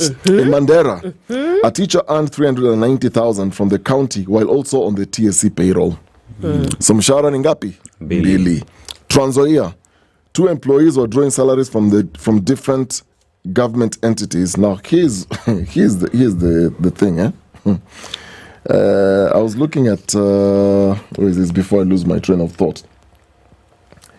Where is this? Well, I'll get to it. Okay. This is about an identity card. In Machakos, 9 employees were engaged by both county and other entities between 2022 and 2024. Now, officers in this special audit established that there were 2 employees in the financial year 2021-2022 who in the audit period drew salaries from other government entities. Now, in Trans Nzoia, the audit established 2 employees drawing salaries from other government entities. I think I've repeated that, but let me move on to this one of 833. Yes, I found it. So this presents a significant risk of overpayment and hence loss of public funds, with staff appearing on more than one payroll. Now, the total amount, why I was looking for this case, is they drew 833,000. How many people are these on? This is 2 people. Okay. 833,000. Now, during that period, officers in Machakos received a gross salary of 6.51 million from the county executives and 6.52 million from other government entities. 6 million is coming from the county executive, another 6.52 million from another government entity. This is national. So together is around 13 million. To pay who this money? An employee. Yes. One person? These are officers, not one person. A few officers. Okay, a few officers. Yes. Okay. In Migori, the audit flagged an employee sharing a national identification number with an employee in another government entity. The total amount paid to these employees at the county was 357,000. That was paid by another entity, which was 810. So 357 one account coming from the county. 310. 810 coming from another government entity. The audit also flagged employees drawing salaries from different government entities in Kisumu County. In Wajir, one employee was engaged by both the county executive and the TSC. The employee, this is now one employee, was paid 2.48 million for 3 years reviewed. Okay. So, 2.48 million. All right. 248. Yes. Let's do this right now, shall we? I think this is one employee, yeah? Tim is trying to blind us, but 2.48 million in for 3 years. For 3 years. This is one individual. Yes. All right. In Wajir County. 36. So they're coming to about 70,000 shillings per month over 3 years. But this is in review, right? And they work somewhere else. Yes, working for TSC. They work for TSC as well as the county. Yeah. Okay. You know how people are called, I don't know, a regular Kevin or Brian. Yeah. You know, many people, it's a common name. Brian Joroge. I'm sure if I ask people now, do you know a Brian Joroge? They'll say yes. Or like my brother's called Brian. You see? Or if I say so Kevin, even there's Kevin inside here. Now Brian, we can find a Brian outside. Or like Carol, Njeri, we can find them. It's not a case of that maybe Carol Njeri is working at TSC and also is working at Mandera County. Nope. It's not the same person. I mean, it's not possible. The same person. It's not possible that it could be different people and they have the same name. That's what I'm saying. Or am I reaching here? It has been established that this is same employee earning two salaries from two different government entities. It's not a confusion of there is a Dennis Okari who's working for the county. Dennis Okari working for the... No. Okay. Now, this is the thing. We know that for all government processes, it all has to go through the same... It's like the channels and then it goes through the gates, right? IFMIS is the central payment system for government, right? And like you hear counties complaining all the time that we're waiting for money, and then they finally open IFMIS almost at the end of the financial year, and then they're giving us billions at once. What are we essentially supposed to do with this money? Now, why am I saying this? That there is a system of approvals for payment. Even in government, there is. Money that would come from the consolidated accounts goes through the controller of budget. She says, okay, yes, go ahead, spend here. Based on your budgets, let's go ahead and do this. So by the time, even salaries, because this is recurrent expenditure, by the time this money is being spent, somebody has approved. You know how when they say payroll is ready? Payroll is ready, we've gone, we've checked. The system has confirmed all of this. Sasa iko kwa mlango ya benki. Ndio pesa? Chiliwe. Bas. It's been approved by somebody, not just somebody. It has gone through several gates before it comes at the end, and then somebody says, go ahead and pay. You know what? It's not just this employee who is earning two salaries that we need to call out. The people who have approved and are very well aware of this payment, step one, cleared, step 2, cleared, step 3, pay. They are aware. And I hazard a guess. You know what? That even these individuals who are supposedly earning here and here, there's a pimp. These people are not just by themselves. These people maybe don't even exist, but I have control of the account in terms of my approvals. Did you not just say that somebody deserted the job but still keeps earning? Who is the person in the HR section who allows that payment? You mean they don't know that the person has gone? And they're okay for this deserted person to be earning a salary? Come on. It's a dog and pony show, guys. And this thing is very clear that the people who are supposedly... We want to point out the people who are walking away the money without pointing at the processes that are taking place in the back end. It is in the back end that corruption thrives, you guys. It's not the end of it. The end of it here is this employee that will now call out now and say, yes, there is a certain Dennis Aseto from Homa Bay who is earning 168 per month. And then, wow, we also find him in the county government of Kwale as a TSC seconded teacher earning. What are you telling me? This system is one. It is a central system. And you want to tell us that you don't know? The corruption thrives in the back end. And it's not the systems. It's the people. We've got very good verification It's systems. the people. It's the people. Because by the time you're getting a salary, your PIN number, which is unique to you only, So it's not a confusion of two names that are similar. No. And let me tell you, you talk to somebody who understands this county madness and how money is embezzled. Like you say, there's a pimp somewhere. Thing is, this money that is 2.48 million that somebody has been earning for 3 years. The thing is, tutatumia nini yako, makaratasi yako, wewe usinyamaze, utapata share yako. Yeah, you'll get your cut. You will get your cut. You will take this half, and then this other half funga macho. I'm telling you, to exist. Very rarely are these folks operating on their own. Yes. They are not. You know, for a very long time in this country, you hear of headcounts, we are weeding out ghost workers and whatnot. But one forgets the fact that, as you've stated, we have a HR department that is in charge of hiring and firing, including removing people from the register who have passed on or who have moved on. And you see, at any given time, like the unique PIN number that is unique to you, as we combine that with an ID number that is unique to you, always goes to, whenever you just keying in, it will bring you who this person is and in what department they work.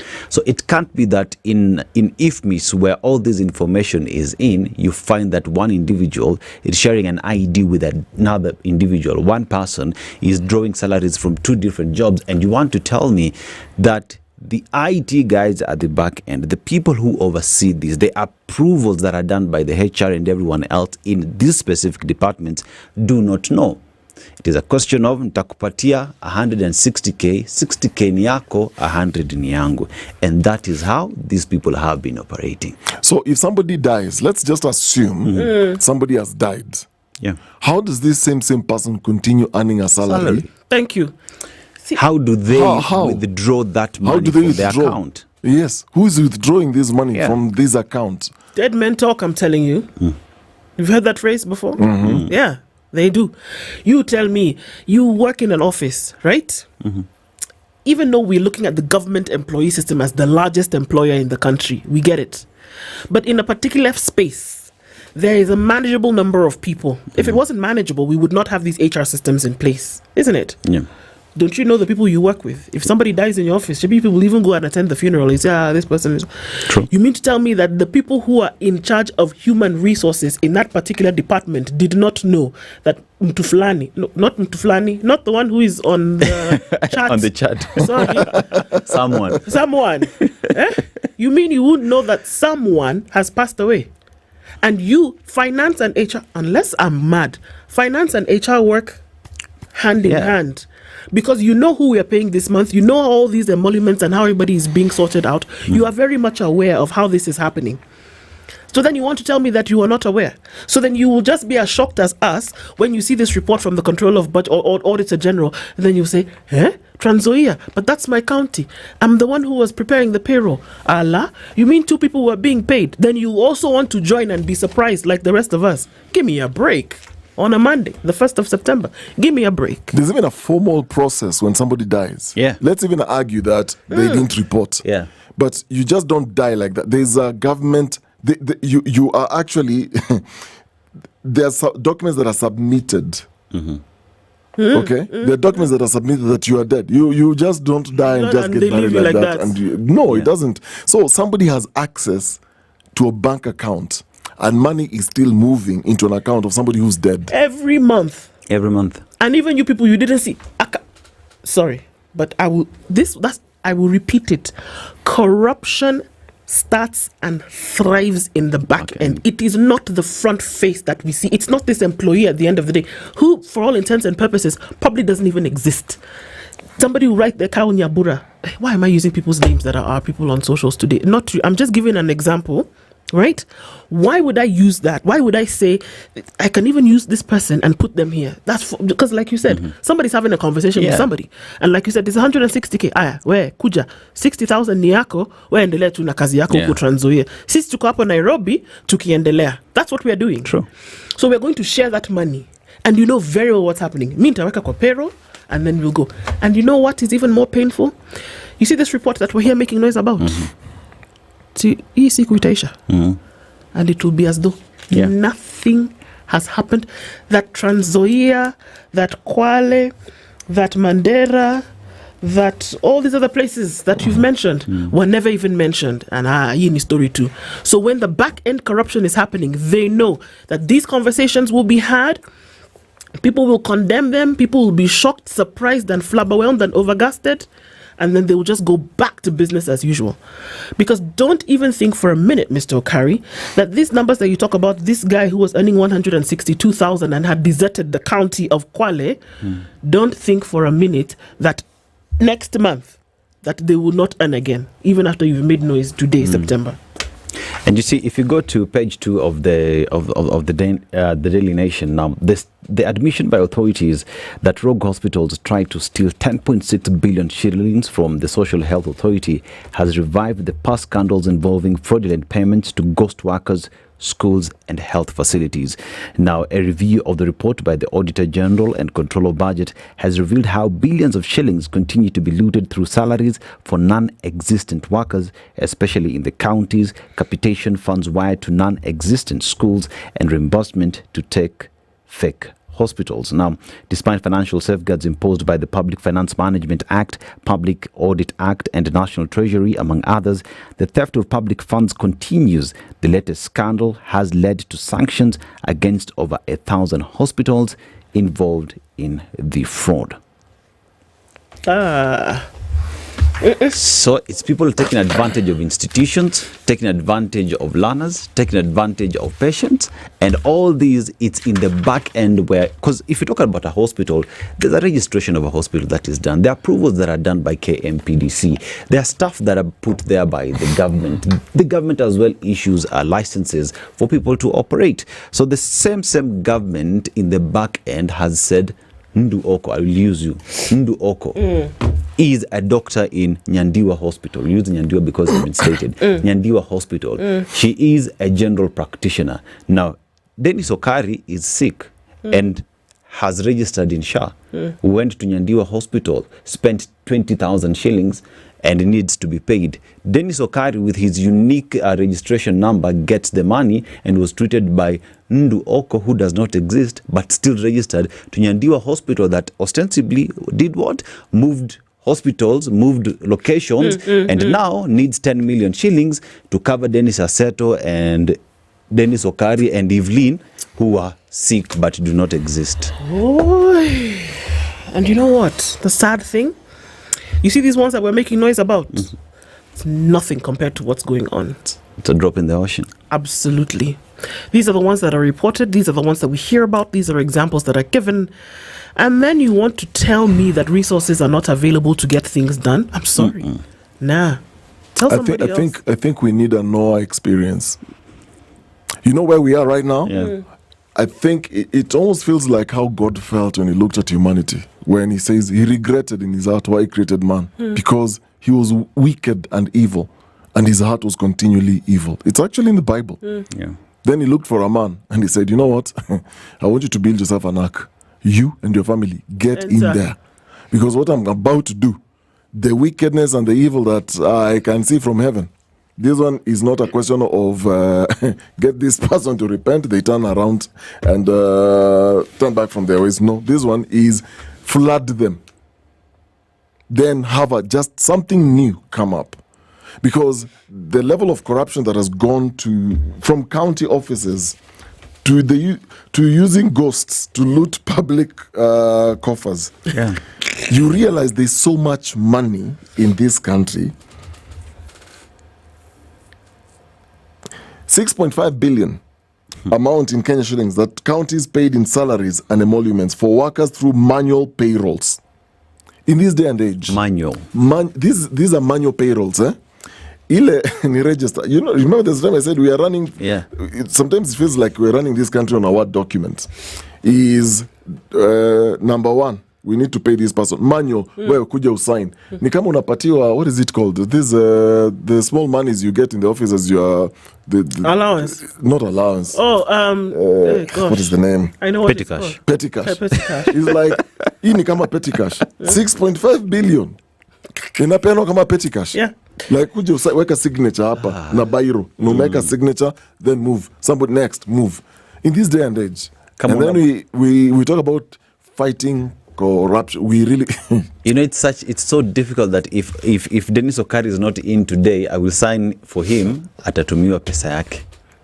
Yeah, that is where we are, because that's what we talk when you. What when are you deal saying? With You are saying if he's not in today, if he's dead, he still get that money. Not the family. This is not the family enjoying a pension. Come on, but somebody is accessing a bank account of a dead person for years, and this person is earning salary. You know, Afadhali, the one who is roaming around. You are not afraid to be collecting money on somebody's head that's dead. I don't understand. That's what I'm There is no fear anymore. There is no fear of the dead anymore. The fear anymore. is gone. The fear is gone. Or it could be wewe kufa, but utakuwa unapata tu mshahara. See, we know of stories where somebody has died. They're walking dead, but they are occupying an office in this country. But people came for their funeral. Na kulikuwa na mawe hapo. There was a tombstone with the name, the day they were born, the day they died. And there was a death certificate that was issued. But the person is still occupying an office today. I'm telling you. No. People who are dead, I'm telling you, we've lost it.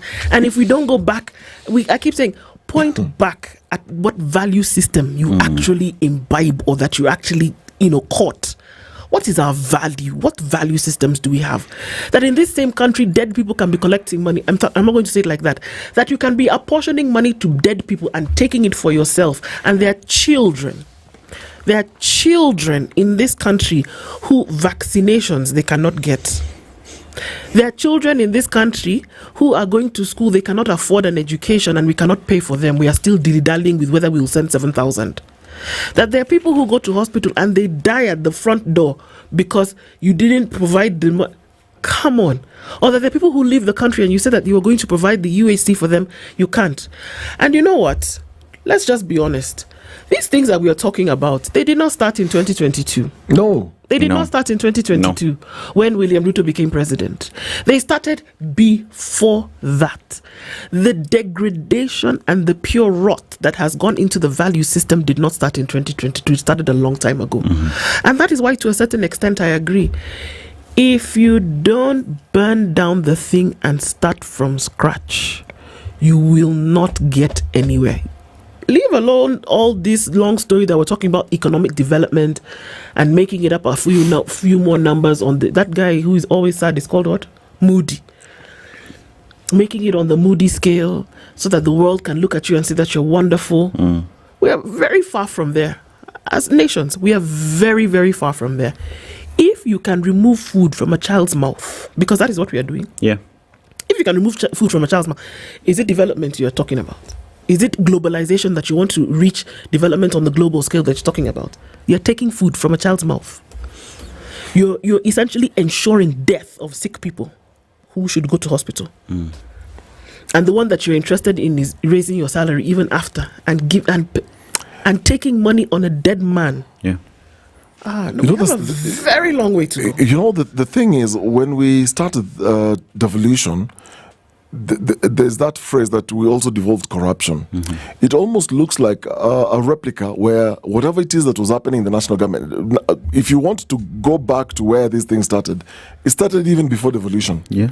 So if these things are coming to light today, and I'll give you examples. So let's look at the budget generally and what these monies can do to a county. Now, ghost jobs are a massive drain on county finances. Hundreds of billions have lost. Now, let me give you an example. Here we go. In Nyamira County, where the county leadership was pressed by senators to explain how the devolved unit lost 2.8 billion in salaries. 2.8 billion was lost in salaries, guys. What do you mean lost in salary? It was allegedly paid to ghost workers. This is not the other day. This is not because of anything. It is 2018, 2019 only. There we go. 1 year, a county has lost 2.8 billion. Now, in Vihiga, oh my God, the report cites an audit on the Human Resources Department in Vihiga County that showed ghost workers were earning 32 million in Vihiga. At this point, people should become ghosts because clearly you earn a lot. Yeah. Please continue. The report by the Vihiga County Public Service Board showed 426 employees could not be traced. They don't exist, they're ghosts. They could not be traced at their duty stations during the audit. This is one county. In Kericho County, where we had almost impeachment. Yeah. The Auditor General flagged the possibility of ghost workers since 1,955 employees had not been allocated personal numbers and were being paid outside the integrated personnel and payroll database. 1,955 employees, guys. Being paid off the books, yes. They're not even been allocated personal numbers. Like I told you, pesa ni petty cash. We kuja 2.8 billion. Tutasplit hiki tu mara ngapi? Si wewe unataka mshahara? Yes. Another human resource audit report of 2022 revealed that ghost workers have been on Lamu County's payroll for years.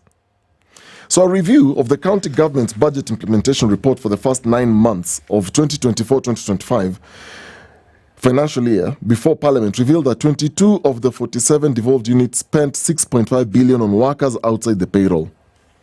How do you spend 22 out of the 47 counties? 6.5 billion on payroll, on people outside the payroll. Then how do you pay them if they are not in the payroll?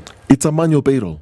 These guys are big. Like I told you, it's like petty cash. They don't have numbers. The numbers do not exist. So you can definitely come up with a register. Peter Kemani. You say the who? You say the Brian Kemani, Kevin Nyangau. No, that name exists. I know. Okay, Kevin is bigger. You're not Nyangau. So Kevin Nyangau. And then hapo mwisho kuna column where you put your signature. Yeah.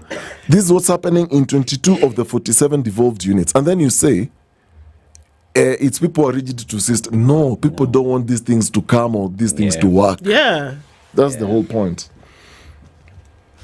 And remember, all this goes, especially if you're talking about healthcare now, you have to look at it from the aspect of look at 104 billion shillings that was used to develop this system called the SHA system, right? Yeah. Now, this system that was meant to fight corruption and everything is really failing at it because still we have ghost hospitals, we have ghost patients and everything else. So begs the question, why spend 104 billion shillings on a system that fails to achieve that which you wanted to seal in the first place?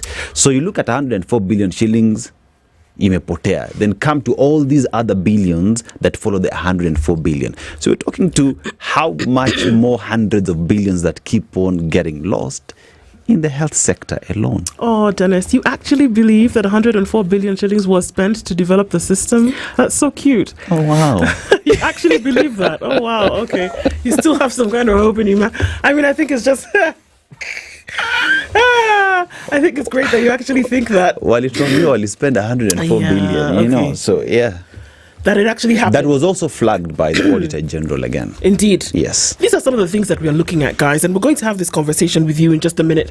We're going to open the phone lines and to hear from you that whether enough is actually really being done to fight corruption. And we're going to come back from this quick break and start to take your calls, and remember that we're also running a poll on our socials to hear from you as well. Be part of this conversation. It doesn't really matter where you look, but you're going to find it. And so just before we take that break and come back, just to remind you what the numbers are, we'll do that in just a minute. But let me just look at this. Like you said, Dennis, bogus employees, billions of taxpayers' money looted in fraudulent salaries for non-existent government employees, particularly at the counties. We looked at that. Fictitious school, Auditor General, special audit found that non-existent schools pocketed 3.7 billion shillings in capitation fund over 4 years. Should I say that again? I don't think you got it. Yeah. The Auditor General's special audit found that non-existent schools pocketed 3.7 billion shillings in capitation funds over 4 years. So the money is there. Is just where you put it. Phony learners. Authorities have flagged inflated enrollment figures with reports showing schools steal more than 700 million shillings annually. And then they come and tell us to pay extra money. Fake hospitals. Audits uncover looting of billions through fraudulent claims under the state medical scheme. including the defunct NHIF. The money that was lost through NHIF, a whole other kettle of fish. There's a picture of Kaptioni Girls High School. This is in Baringo County constituency. This picture was taken on the 24th of April, 2024, just last year. You can see that picture and you can see all the greenery around it. Yes. It is not just God's design. It is that shrubs have grown around the gate. This school, according to the report, receive money. You know, schools receive money, and this is based on the students who apparently attend this school. Your guess is as good as mine. Which kind of school, which doesn't have any buildings, then is receiving school money for students that do not exist? This Kaptioni Girls High School.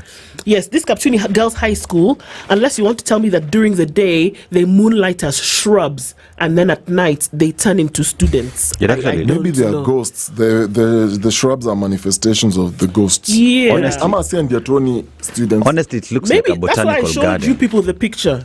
I showed you the picture. I would like you to look at the picture again. I see shrubs. You know how those pictures, they tell you, if you see a horse, you're left-brained. If you see a dog, you're right-brained. Abasi. Look at this picture. I see shrubs. I see shrubs. Maybe if you see something else, when we come back from the break, you can let us know. I see shrubs. What do you see? What do you see? It looks like a botanical I'm garden. even doubting what I'm seeing. You see now, you're not even you're not even sure what you see.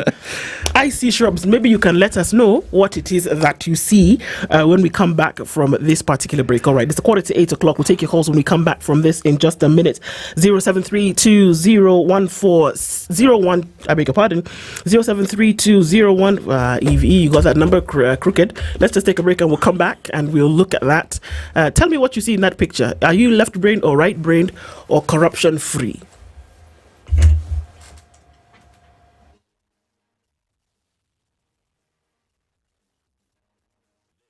This is the Situation Room, the only way to start your day. One of the things that are ailing our country is negative ethnicity. You find you as a state officer, instead of thinking as a Kenyan, you think like a tribal person. Let me tell you something. The biggest problem we have had in this country is a leadership deficit. There is nothing that you are going to do in the process of change if you are not a risk taker. So you really have to pursue your vision to a logical conclusion and even be ready to step on people's toes. When it comes to the economy, you can run away with it. They say statistics are like bikinis. They reveal a lot, but they conceal the vitals. And so government people would throw statistics at you and tell you they're revealing a lot of information to you, but it's really concealing the real vitals. We need to get out of that, because when we want to grow our democracy, one basic thing that really requires to be understood by the political class, by all of us, is institutions are critical. This is the Situation Room, the only way to start your day. Good morning, and I love your show. Thank you. Having come from a Kikuyu radio background, I migrated to Spice because of the content. I was born in a slum, but somehow I got a break in life. So sometimes when you see the sweating coming out because of the passion and whatever it is, behind the noise, there are people, and we share the same umbilical cord. It shouldn't be like that. I am so disappointed. We used to tell Honorable Raila Amolo Odinga that he's doing politics of conmanship, and even President Uhuru Kenyatta, serikali hii ndio iko na conmanship ya hali ya juu. You cannot promise people that you reduce tax, then you double.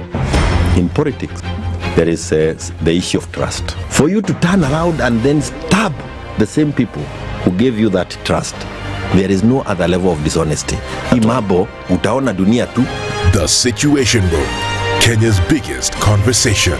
Mature, intelligent talk every morning. Spice up yourself.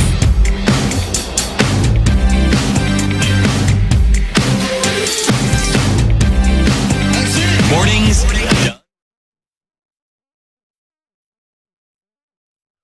All right, our conversations continue this morning, and we continue to take your calls. I'll let you know what those numbers are in just a minute. And even as we do, remember that you can call us on 0732142650. That's 0732142650. We continue this morning, and so even as we look at those numbers, and it drives us crazy, and we ask ourselves, okay, where is this actually all coming from? Where is this emanating from? What can we actually do to sort out some of those issues? It's 12 minutes to the top of the hour. We'll take your calls. Again, I'll remind you that number 0732142650. Okari, you seem to think that we need to shut this whole thing down. I think we need to. You mentioned 37 billion. 3.7 billion. Yes. I was just trying to do math. Let's practically look at what this figure means. If you lined up 3.7 billion in 1,000 shilling note along Mombasa Road, in a straight line, hii Mombasa Road moja tu hapa nje, you put 1,000 shillings notes on a straight line, you will cover the entire Nairobi to Mombasa, which is about 500 kilometers, and still extend past 90 kilometers. This is past Mombasa.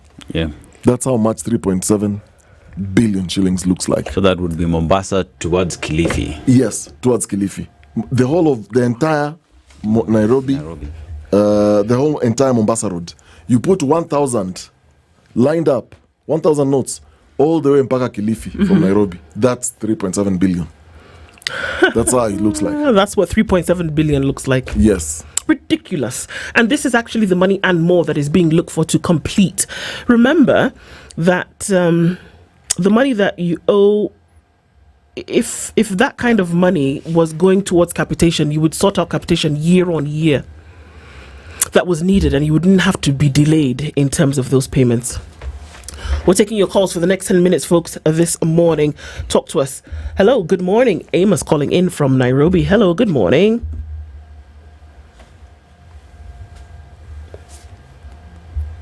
Hello, good morning. Good morning. Yes, Amos, how are you? I'm very fine, and you? Fine, thank you. Share your thoughts with us this morning. Is enough being done to fight corruption from how you see it? Now, from how I see it, I think I'm tempted to say that in Kenya, almost everybody is corrupt because, you see, it comes from top to the bottom. And I believe that until we have a restoration and maybe something we get saved, then we will make noise, but when we also get the space, then we just do the same. So I think the change needs to start with the Kenyans. We started from because these things, we see them and we tolerate. We just make noise, but nothing we do. Something like a resource source, you can always walk there and demand accountability from the authorities and the rest. But we just make noise, we do nothing. At the end of the day, the corruption still continues. So until we change as Kenyans, we will make noise for the leaders when we get the same space, because every 5 years we do election, we change leaders, but the problem remains the same. So we are the problem. Kenyans are the problem, is what you're saying, essentially. Yes. All right, thanks for sharing your thank you for sharing your thoughts with us this morning, Amos. We'll take some more calls coming in. Hello, good morning. Good morning. Good morning. How are you? Tell us your name and where you're calling from, please. I'm Patrick Mambiri calling from Tororo, Uganda. I'm a Kenyan living in Uganda. All right, maybe just turn down the volume on your radio just a little bit and then let us know what your thoughts are about this. Are we doing enough to fight corruption at the moment? Hello? Yes, we can hear you. Let us know what your thoughts are, please. About corruption in Kenya? Is enough being done to fight corruption in Kenya? For sure. This animal corruption has really disturbed the economy of this country for so long. Yes. This one takes me back to 2002, before the election of 2002, where corruption was so much until we say, let us change the administration, of which when Moi was there. The slogan came, Moi must go, because of the corruption that has been there for many years, and the economy was almost collapsing. I remember, if I can go back to the report that was released, the economy of Kenya was 0.06% before the 2002 election. So here, this scenario is now taking us back to those days. We don't know. By the time we come to 2027, where the economy will be as to what percentage. That's what is worrying so much. All right. Thank you very much for your thoughts this morning. We'll take some other calls as we hear them. Hello. Good morning. Good morning. Please tell us your name and where you're calling in from. My name is Philip Shesh. Yes. I'm calling from Kiambu County. Yes. I don't think if we are doing enough to fight corruption because the ruling class are not willing to help in that fight. Okay. And I think as the people, when our leaders are caught in that trap of corruption, we go ticketing saying that our person is being targeted, so we cannot make it to fight corruption.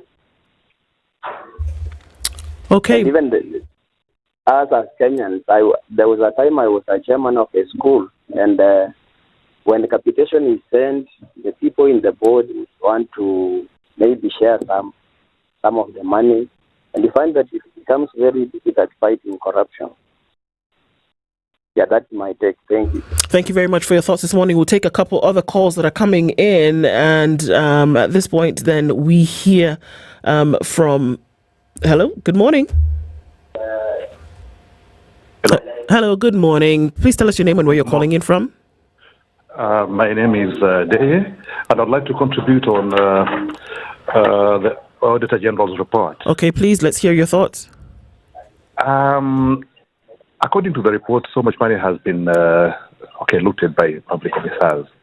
How about getting the list of all these people who have been termed as ghost workers? Let's get the list of the ghost workers and then trace these ghost workers where they are. And so then we tell them to bring our money. And who has generated this payroll? Let's get this person who has generated the payroll and pin him down. And so all it requires is the Auditor General to bring the list and also to have the security, the NIS, and NIS, or is it NIS, to do their job properly. Thank you very much. Thank you very much. We'll hear from some others. Mohammed in Mwakijembe, good morning. Good morning, Madam Nu and team. How are you doing? Well, very well. Mm-hmm. Just very well and aging very slowly. But aging with grace.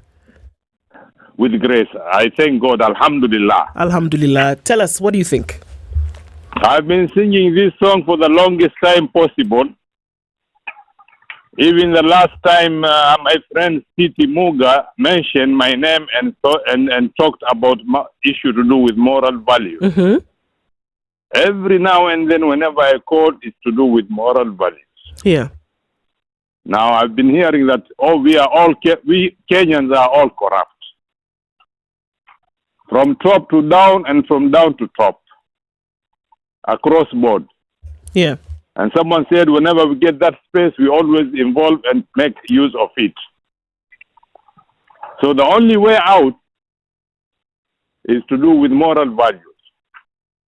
And the only way to put moral values in people, I think, is through the secular method, or the secular mode. And what's that? Because the religious mode hasn't been effective. Why I'm saying this? Because if we teach children ABCD 1, 2, 3, by the time they graduate, they become whatever profession they like to be. So moral values have to start in school and train kids on issue to do with moral values. And once we are up with our education, that moral values will have been inculcated and instilled in us. And then we'll do away with all these bad manners. Corruption is also bad manners. Being greedy is bad manners. Stealing is bad manners. Talking lies is bad manners. All this has to be taught in school consistently. So that's the only way out, man, to even fight corruption in Kenya. Indeed, Mohammed. That's my... Thank you, madam. Asante Sana. Thank you for your thoughts on that, and continue to age gracefully and keep listening. Asante Sana. Asante. All right, let's hear from some more. Hello, good morning. Yes, good morning, madam. Good morning, sir. How are you? I'm very fine. I'm Amos Maramba from Mataha. Yes, Amos. Tell us your thoughts. I think corruption is just something that we cannot even outdo with, because you get corruption is all over, even in churches. My plea is maybe we do away with this political leadership in everything, because they want to decide everything. Like what you are talking about, the procurement. For now, just a local guy, you cannot do business with the government. They are the ones who are doing this. So I do request, Mr. President, one time, you are talking of one time that you are able to get the raw information. Just reduce every politician's salary. These guys will do their job well. So I think in the meantime, let him just put something like he needs to gazette corruption as part of our life, or else things are not working. Thank you. Thank you so much, Amos. And thank you for all your calls this morning. We rarely get enough time to do this, but of course, then taking your thoughts and views as we get into conversations this morning. Thank you for always joining in. And even as we continue with the conversation, it's just stuff to remember that it's all around us, really. It's systemic. It's almost has permeated every part of society. And the question that comes in through is that what are we actually going to do about it? The poll keeps running on socials, and we'll have another opportunity to take some of your calls to be part of this conversation as it is necessary. For now, it's 8 a.m.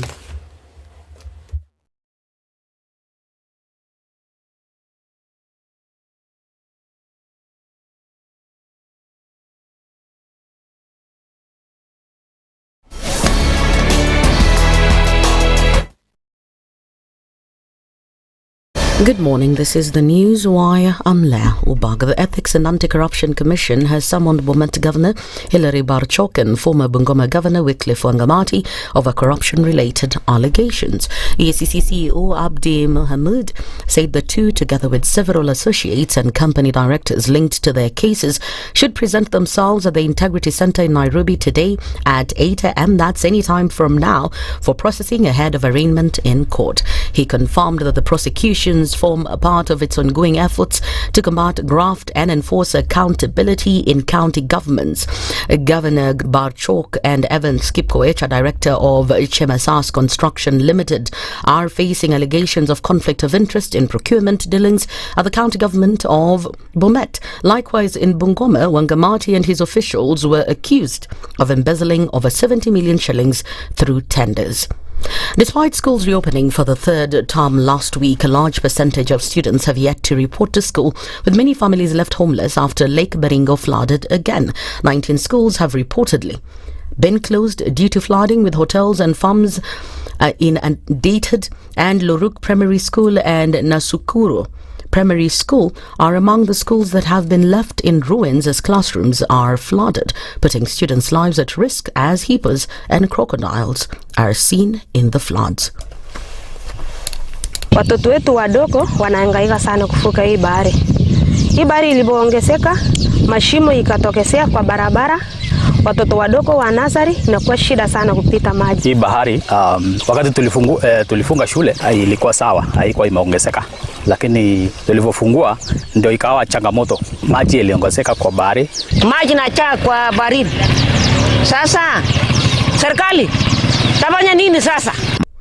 And a few days ago, a crocodile bit a child who was walking in the flooded water, which has damaged the Marigat-Chemolingot Road. Baringo Governor Benjamin Cheboy says since 2012, Lake Baringo floods have displaced many communities and affected educational activities and the tourism sector in the county. And the government has imposed a dusk to dawn curfew at Mwisho Walami and Tipis in Njeri, Nakuru County after one person was killed and 8 were injured in suspected tribal clashes. The clashes between the two communities saw at least 10 houses torched on Saturday night, where 7 people suffered serious cut wounds and 1 was shot with an arrow. Hundreds of tense residents fled Tipis Center yesterday morning for fear of further attacks. Jana usiku tumeshinda huku tukitafuta hao, wanakuja miguu huko wanapigwa. Sasa tunashinda, serikali zaidi changanyikana hapa kabla mingi, lakini sisi hatuna shida na hao watu wenye wanakuja kusosea nini vita hapa ni watu kutoka kwingine.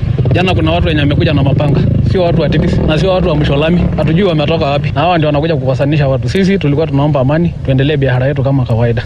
Nakuru County Commissioner Loyford Kibara announced that the 7-day curfew will see residents of the 2 centres remain indoors from 7 p.m. to 5 a.m. daily. Tumesema hakuna kukupeleka Narok ama Nakuru, because sasa ukipelekwa Narok unaanza kulaumu Narok, pelekwa Nakuru unaanza kunilaumu. Tutakupeleka kukustaki mahali ingine kama Naivasha huko, sababu si mtakuja mchanga mumutoe apate hata yeye nguvu ya kurudi Tipis. Bali wachochezi, tusikubali watu wakina mama nyinyi pia mambo ya kupiga manduru ovyo ovyo, kusema ati mambo umesikia hivi, kuita vijana kukuja kulete nini, kusanyana, hiyo pia ni hatia. Hiyo kupiga nini nduru, pia nduru ya kusanya watu kuja kwenda nini kuvamia wengine, hatia. Kina mama komeni. 8 persons suspected of being responsible for the wave of livestock thefts in 3 counties are set to be arraigned today. The suspects were arrested in Kagiu and Mwea towns of Kirinyaga County during a planned raid where they were about to strike once more. Further investigations into the group revealed that not only were the thieves part of the scheme, but they were buyers, butchers and transporters, each with a specific part to play in the livestock theft network. DCI says the network operated in Embu, Kirinyaga, Njeri and Muranga and instilled fear amongst local farmers. And in the international scene, President Donald Trump has cancelled secret protection which has been arranged for Kamala Harris by Joe Biden before he left office, according to one of her advisors. As a former vice president, Harris was entitled under law to receive 6 months of this extra security after leaving office in January, which was due to expire in July. Her protection had been quietly extended for another year by a directive signed by her former boss, but was revoked by Trump in a memo dated Thursday, according to the memo seen by the BBC. The move comes just before Harris embarks on a national book tour to promote 107 Days, a memoir of her short-lived and ultimately unsuccessful 2024 presidential campaign. That's the news wire. I'm Leah Ubaga.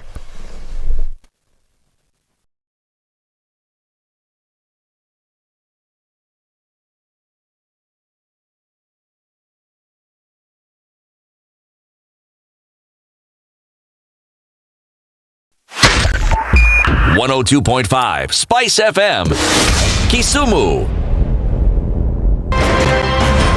In this country, 6 families and 8,000 Kenyans control 90% of the GDP. We are not a country. We are a plantation. We work for Ruth. When you're telling the judges court orders are papers or they will not obey court orders, they're sitting and you're seeking orders from them. So how are they supposed to interpret it? Isn't it an oxymoron?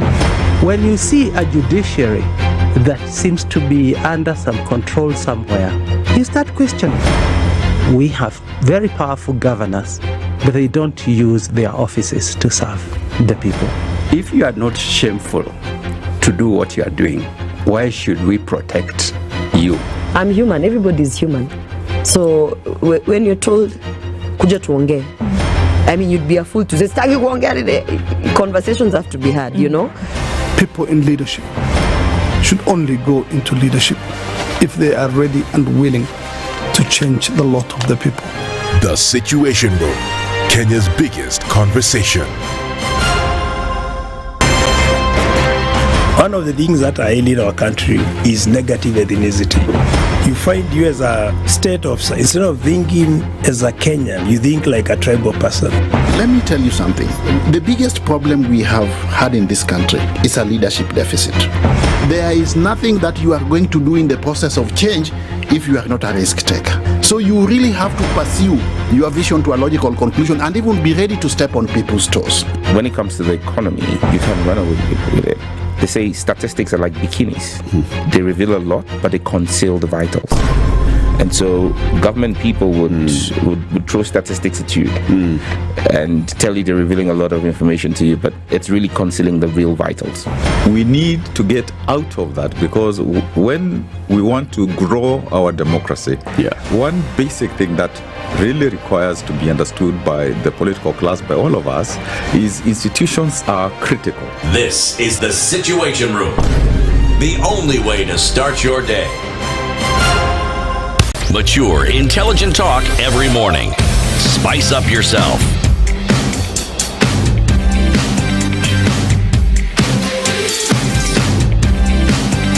Mornings done right. 94.4 Spice FM, Nairobi. Good morning, and at 8 minutes after 8 o'clock, getting into the third hour of Kenya's biggest conversation this Monday. It's the 1st of September. Happy New Month. Our live streams continue on Facebook, YouTube, and on X.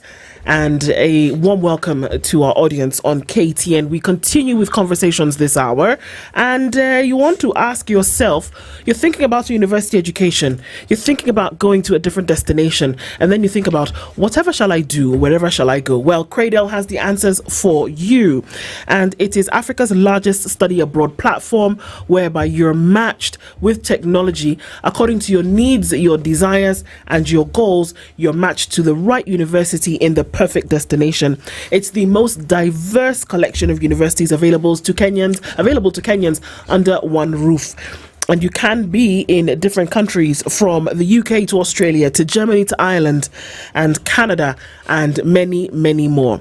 So then you ask yourself, when will there be an opportunity for us to have a conversation with these folks? Well, let me tell you what the kind of conversation would look like. You would then be able to get visa and accommodation support. You can find out the different destinations. You can find out the different universities. You can understand the key benefits of different universities and what they have to offer. You can make on-the-go applications and get visa and accommodation support. You can get guidance on your career paths and make on-the-spot applications. And then you ask the magic question, where is this happening? It's going to happen in Eldoret at the City Blue Hotel on the 8th of September from 9 to 4. It'll then happen in, that's in Mombasa. It'll then happen at the Boma Inn in Eldoret from 10th of September from 9 a.m. to 4. And it'll also happen at the Movenpick Hotel in Nairobi on the 13th from 9 to 4. So at Eldoret on the 10th, Mombasa on the 8th, Nairobi on the 13th. All this information you can get right at your fingertips. And you need to visit the website, www.cradle.com. Register so you can get invited, or call us on 07900 444 000. All right. You've been telling us what to do with our money. Yes. All right. And I want to ask you a question. Imagine after making all that wealth, what would be your greatest fear? Oh gosh, that it would fly out the window. Exactly. And see, when that happens, it's very difficult, because people work so hard to create this wealth, and one day you just wake up, it's gone due to poor advice or market downturn. So economy changed and you start counting losses. And this is where Standard Chartered Priority Banking comes in to ensure that you are given advice on how to protect and secure this wealth, as well as just protecting your wealth, risk management, and smart decision support. Now, from safeguarding your assets against market shocks to guiding you with the expert portfolio management, you get clarity and confidence for the long term. Now, this is where, whether it's real estate or global investment, the advice is personalized or bespoke and strategic. Grow wisely, protect what matters, and plan for tomorrow. Start today. Email wealth.ke@sc.com. Standard Chartered Priority Banking. Your time is now. There you go. It is actually your time. And we're getting into it this morning. The governor of the county of Murang'a joins us this morning. Irungu Kangata is here with us. Good morning, Governor. I'm fine. You're fine? Yes. It's the 1st of September. Oh, thank you. My gift to you is a new month. As you're here this morning and getting into it, thank you for being part of the Situation Room this morning. Welcome. Thank you. Have you been in Nairobi, or did you come from the county this morning? I live in Nairobi, so I came from Nairobi. Okay. Yeah. Karibu sana. Yes. We're going to start off this conversation with today's proverb. Dennis will tell you where we are, and we'd love your interpretation of it. So we are in the country of home of champions, that is Morocco. It's a country that is famous for its mint tea known as Atay, or the locals call it the Moroccan whiskey. Right now, couscous is the national dish, usually served on Fridays, and spices like saffron, cumin, cinnamon, and paprika are central to Moroccan cooking. But let's go to the proverb today. He who doesn't have honey says it's bitter. He who doesn't have honey says it's bitter. How would you interpret that? Whoever is not in a position of privilege definitely will try to delegitimize that other person who is in privilege. Yeah. Right? Beautiful way of looking at it. Absolutely. Yeah. Delegitimize. Yeah, oftentimes you do that just without even knowing the thing, isn't it? Well, great to get into it. Governor, your county oftentimes is touted as the one that is leading from the front and leading by example in terms of the things that you've been able to do. We've just come off of the devolution conference, whereby devolution was given a second look. And then thereafter, we celebrated Katiba Day, whereby a number of things in the Constitution then being celebrated and remembered, and one of them is devolution. So 15 years of Katiba, a new one, and within that 14 years of, devolution. Just from your point of view, having been a senator before that, and then coming into the governorship, how have things changed, or how have things gotten better, if they have, from your point of view? One, what we call a representation. Previously, we had a central form of government where quite a number of Kenyans, particularly the marginalized groups, they felt that they are not fully represented at the center. But now with devolution, every community has an opportunity to own a certain government. For example, you find there was this notion that those of us who come from the mountain, we had dominated several post-independence governments to the exclusion of the smaller ethnic groups. But now with devolution, the people of Northeastern, they are now in government everywhere. Was it a notion, or was it the case? Probably yes. There's a good case that can be made on that point. Maybe those who preceded us in leadership at the national level did not do a good job in forging a Kenyan identity.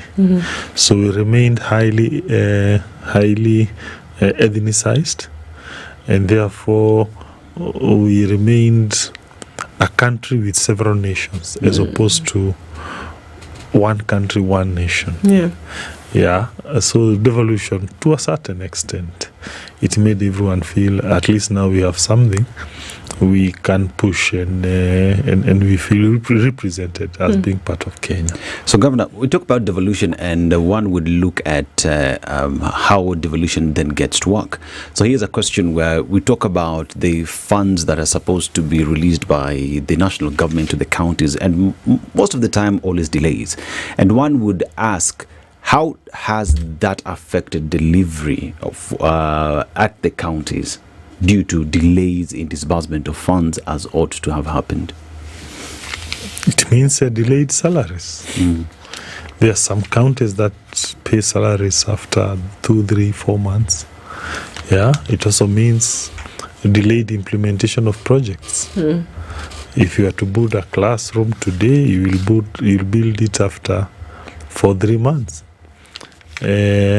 It means delayment in payment of suppliers and contractors. If you were to pay them today, then it means you'll pay them after 4 months. So it is very negative.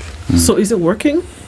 If a decentralized system of government is what was brought about by devolution, and now we're looking at these issues, non-payment of the equitable share that was supposed to come out, takes forever for that to come out, you're sending billions to the counties a month towards the closure of the financial year, and then you fault the counties later for poor absorption of funds, ECDs at the county level, sometimes you can't get money for that. SHA also practice at the counties owing KEMSA for drugs. These things were supposed to be taken care of by devolution, decentralizing government, but more importantly, decentralizing money. But it doesn't seem to be working. So if 1 + 1 is 2, does devolution work? When you have a baby, you don't expect the baby to be born today and to start walking tomorrow. No, but at 14, they should have been. Yeah, but be that as it may, it's a journey. Yeah, you're not born today and you start eating githeri. You have to wean. You have to be breastfed exclusively for 6 months. So it's a process to grow up. So therefore, yes, it is true, there are problems, but we cannot throw the baby with the bath water. So we have to continue making devolution work better. Yeah. And we look history as a chain of events, not a singular event. Okay. Dennis Okari has a couple of questions, but I'm going to segue into what his questions will be. One of the things has been that with devolution, we saw the decentralization and entrenchment of corruption. That it was taken then from the national level, and it was then now practiced properly at the county level. Is that the case? Yeah, that's true, and but I have said that the problem of corruption is both at the national level, it's also at the county level. Oh, they didn't let go of it completely at the national level. They just, handed over some of the reins to the counties. Yeah, definitely, it's a problem that that might take time for us to really address. And we have to wait and see how things pan out as history unfolds. But we must continue looking for ways to remedy it. And for me, one main attempt is to automate and to digitalize. What you saw in Homa Bay was what the county of Muranga has attempted to do, which is to automate county services. We used to have own source revenue on average 500 million per annum prior to automation. After automation, the first year it went to 650 million. The second year it went to 1.1 billion. Then last financial year, as at 30th of June 2025, we closed at 1.3 billion Kenya shilling. So I believe strongly that automation cuts corruption and inefficiency to a greater extent. Now, Governor, I have a direct question before I get to the crust of the matter. Is Muranga County using a manual payroll system, or it's there's a system? 95% digital, but there's a small 2% that is manual. Why is 2% manual? What happens? If you if you do an employment today, you will not onboard that person immediately. It takes time to be digitalized. So between the time you have employed X and to put that person into digital system, it can take 3-4 months or thereabout. Why? Because that system, we call it IPPD, is not owned by the counties. It is a national government system. So by the time now you give them their documents, they start to map you into the system. It takes a little bit of time. Yeah, but barring those new recruitments, we have almost done 98% digital. So according to the Public Financial Management Reforms Secretariat, which is based in the National Treasury, there's a huge problem in Kenya. and this, in today's dailies, you see it across, that there is a channel that has been used as an avenue for stealing. Now, the problem of ghost workers on payroll has become what they're referring, and I quote them, a pandemic for many counties. Billions of taxpayer money is pumped out annually from the government to pay non-existent employees who have been fraudulently placed on the payroll systems of most county governments. The Secretariat says, this is a report, you have the Auditor General who has actually pointed out and listed quite a number of counties where there are cases of employees who are not in any system. Either of these two things. One, they're actually earning two salaries from two government entities, which is, again, against the Constitution. Or two, they actually don't exist. They are ghost workers. So in essence, then this will mean they're either not in that system or manually they do not exist, but the salary going to somebody's account. In your experience as governor, I don't know the Murang'a case, whether there were any ghost workers when you took over, or are there any? I'm sure, like any other person, you're taking over the reins of account, you want to do an audit, a self-audit. Did you ever find ghost workers? Yes, we did an audit that disclosed about 50 employees could not be physically traced. What does this thing mean? Because I've seen in the reports, there are counties where the Auditor General says, and there are several examples. An example is Vihiga County Public Service Board was showing about 420. I know this is not your county. I'm just using this as an example to just extrapolate this so that we can get to understand how does this work. 426 employees could not be traced in one county. 426. This is just one. In another county, it was 1,900. Which one was this? I was looking. One in Kericho County, the Auditor General, Nancy Gadongo, flagged the possibility of ghost workers since 1,955 employees had not been allocated personal numbers. The people do not exist.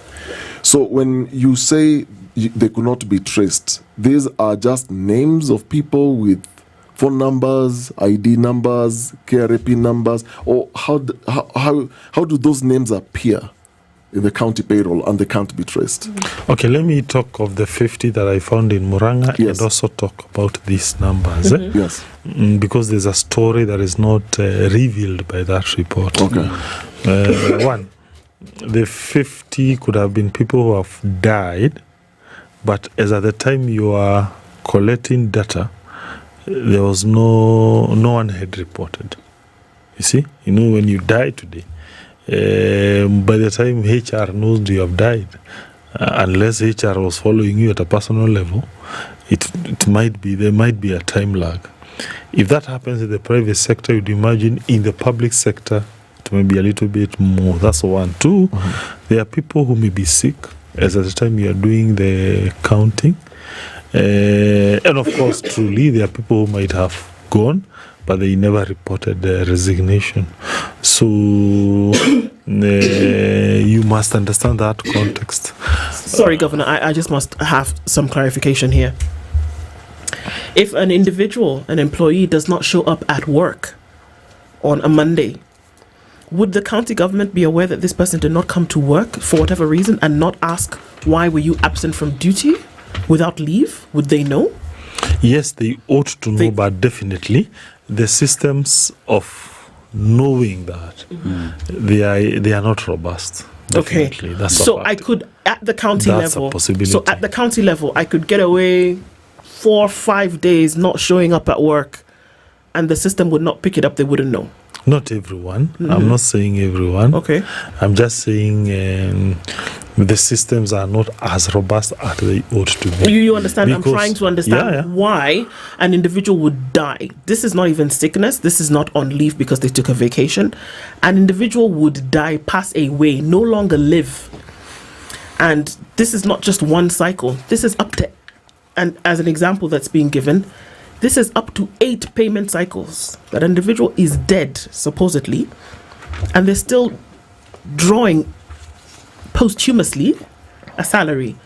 So that's why I'm asking, how would somebody not show up at work 2 to 3 days, and the human resource system is unaware that they were not there. Talk less of death. Somebody, there would be chatter in the office. You know, Ndu is no longer with us. She passed on. There would be a fundraising. There would be something. Somebody would attend a funeral. And that would kick in the process whereby they say, okay, obviously, this person is no longer here.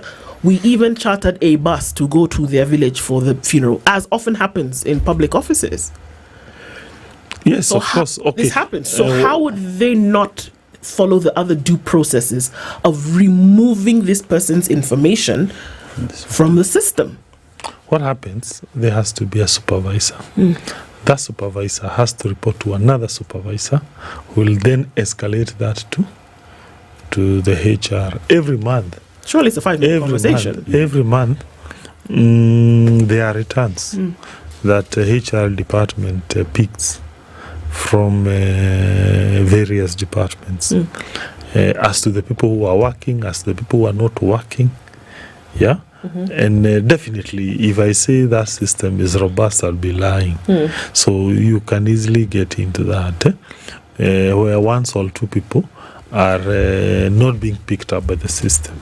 And that is why I strongly believe the best way to handle that is to create a digital platform that tracks what happens in each place. And most counties are yet to reach that level, but I know some counties are doing their best towards creating a digital footprints of its employees. This other one, which is in the document here, the 1,900, it is a case of what we call cashew employees. Yeah. Cashew employees are not those who are usually paid under manual system. Even in Murang'a, I found 1,300 people who used to be paid casually. They used to be paid under manual system. Oh, casually. I thought you were saying cashew, like the nuts, and I was going to ask. Casual. Okay, sorry. Yeah. I thought, okay, sorry, Governor, please. All right. Yeah. So cashew employees, they did not have a letter of appointment, they did not have a contract, they were not okay. There's a government systems that grades employees. You're in this grade, you're in this grade, you're in this grade. So they were not put into that system. It is domiciled here, the national government. So in short, most counties has that problem. So what the Murang'a County did was first to input them into that system, which we call it IPPD. So when the auditor went out there, she found in some counties 1,900 people who are being paid manually. Now, here is where the problem lies. Majority of these are not able to be traced. My question then would be, if there is a percentage that is whose details are in a system, so when the payroll is coming out, you can clearly tell who this person is, the KRA PIN number, and all the personal details. Then you have another segment, like you're saying, they may not necessarily have any, they may not necessarily feature in a grading system within the government, so they are hired casually and they are paid through a manual payroll system.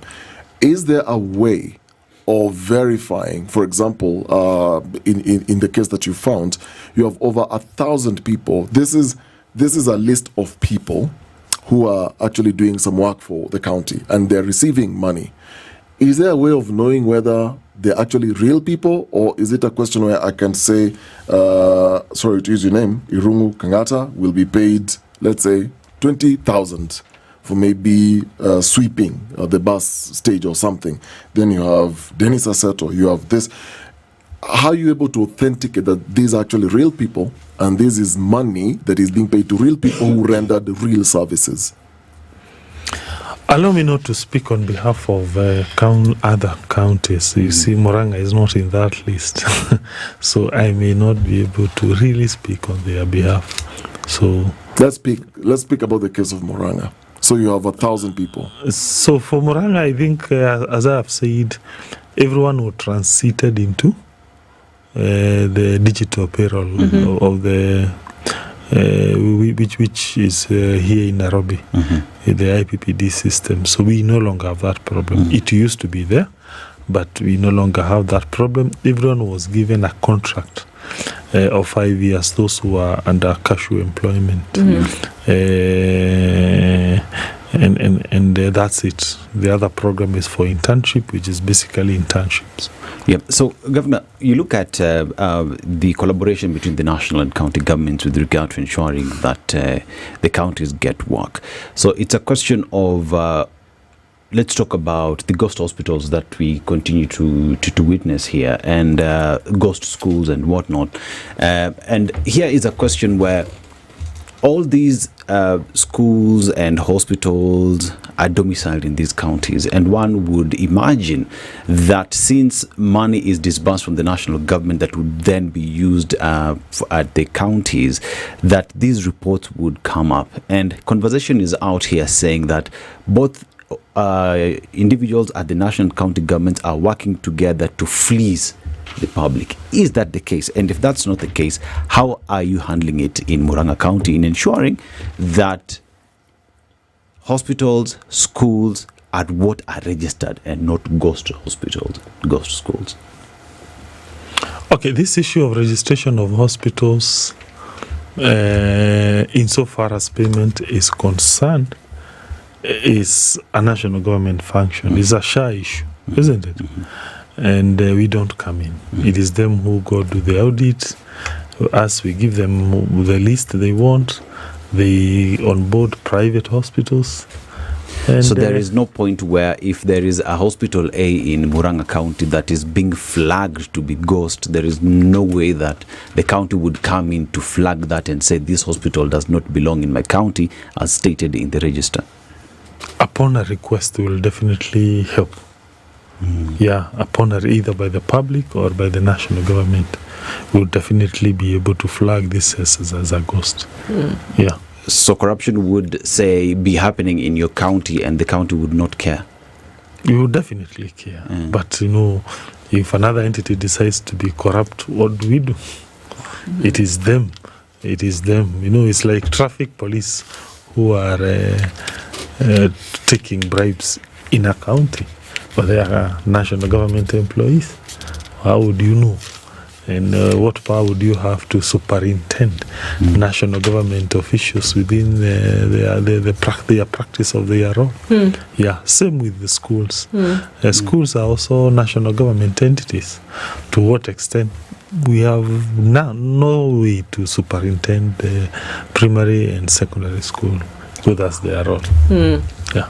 Do you think it is too big a problem, this corruption that we talk about at the county level, countrywide? Yeah, it is. Whether at the national level, at the county level, it is a major problem. How would you weed it out? What would you think needs to be the panacea to these issues?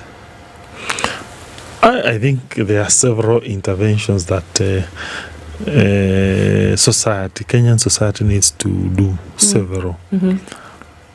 And one, we start with the criminal enforcement entities. They need to prosecute people, take action. That's one. Two, there's a role of automation and digitization, because you need to reduce incidences where people and officials interact. The more they interact, the higher the propensity for corruption. The less they interact, the less the propensity for corruption. So digitization helps.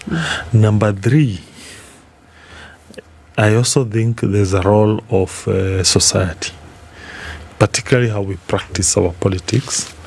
I say so because there seems to be like a rush for politicians to look for money, to be re-elected, and that then creates a society where there's a lot of incentives for people to do misdeeds. And whenever a common mwananchi takes money from a politician, often than not, that is money that has trickled out of public coffers. And therefore, if we were to have a mindset where we make our politics less expensive, where the population also doesn't demand lots of money from politicians. I definitely see a situation where that issue is remedied. Yeah. And of course, it will not be eliminated, but definitely remedied. And it will create a society where people can get into leadership without the necessity of having money. Who would push for this criminal investigation and prosecution? Who would be the one that would push for that? Of course, the established prosecutorial agencies. Yeah. So, the Auditor General gives a report, as she often does, and we've seen the last one, where counties are brought into question over and over again. What would be the next step? You've sat in a senator position. You served as a senator previously, where the oversight came right under your belt, and these reports would also make their way to the Senate floor, right? Such reports also visited you then. In that moment, what would be the recommendation? Or is it a read the reports and it collects dust as it has for the longest time? Of course, there are prosecutorial agencies that needs to take Senate recommendations seriously and prosecutions done. But I really strongly believe that society has a role. I've been in this game for long, and I know the kind of incentives politicians have. And once those incentives, if they are not remedied, I think we will be just going into a circular game. I know, for instance, we all know, let's say, a credible presidential candidate, the kind of money he or she needs to amass. And I don't know why then we would expect them to have such large sums of money. And then we don't ask ourselves, where did they accumulate that money from? Unless Kenyans become a little bit revolutionary. Revolutionary means they elect a leader without putting money as a premium. Definitely, then this problem might still be there. So it seems like if we're to peel this conversation like how you'll peel an onion. We've just started peeling this slowly. So you've said what has happened. We have a society problem, and I think we all agree there's an issue. The corruption has gone to the deepest trenches, and here's a situation, for example, where then the politicians expected to dish out money because, like you said, there's a frenzy at the moment to get as much money, or accumulate as much money ahead of the election. And we all live in this country, and the reality is this country is, we know whoever wants to run for any seat, you need money to run. Now, what about a situation where it's then politicians who are actually then receiving the money? And in this case, I want to refer to a meeting that happened in State House. And there are conversations around certain groups of people that were paid money to attend meetings. And these monies, obviously, for lack of a better word, to get to buy these people. You know who I'm referring to, Governor. And so the question then is, if it's a society problem, and seems like there is an expectation from the public to get money. For example, if you're running, the expectation is, Governor, tuachie kakitu. That is the expectation then from the public. But then when it is Governor, who is also now called into a meeting room, and then pia na wewe unapatiwa bahasha, what is it saying about our politics, and in reference to the meeting I've just mentioned? I will only use generic words and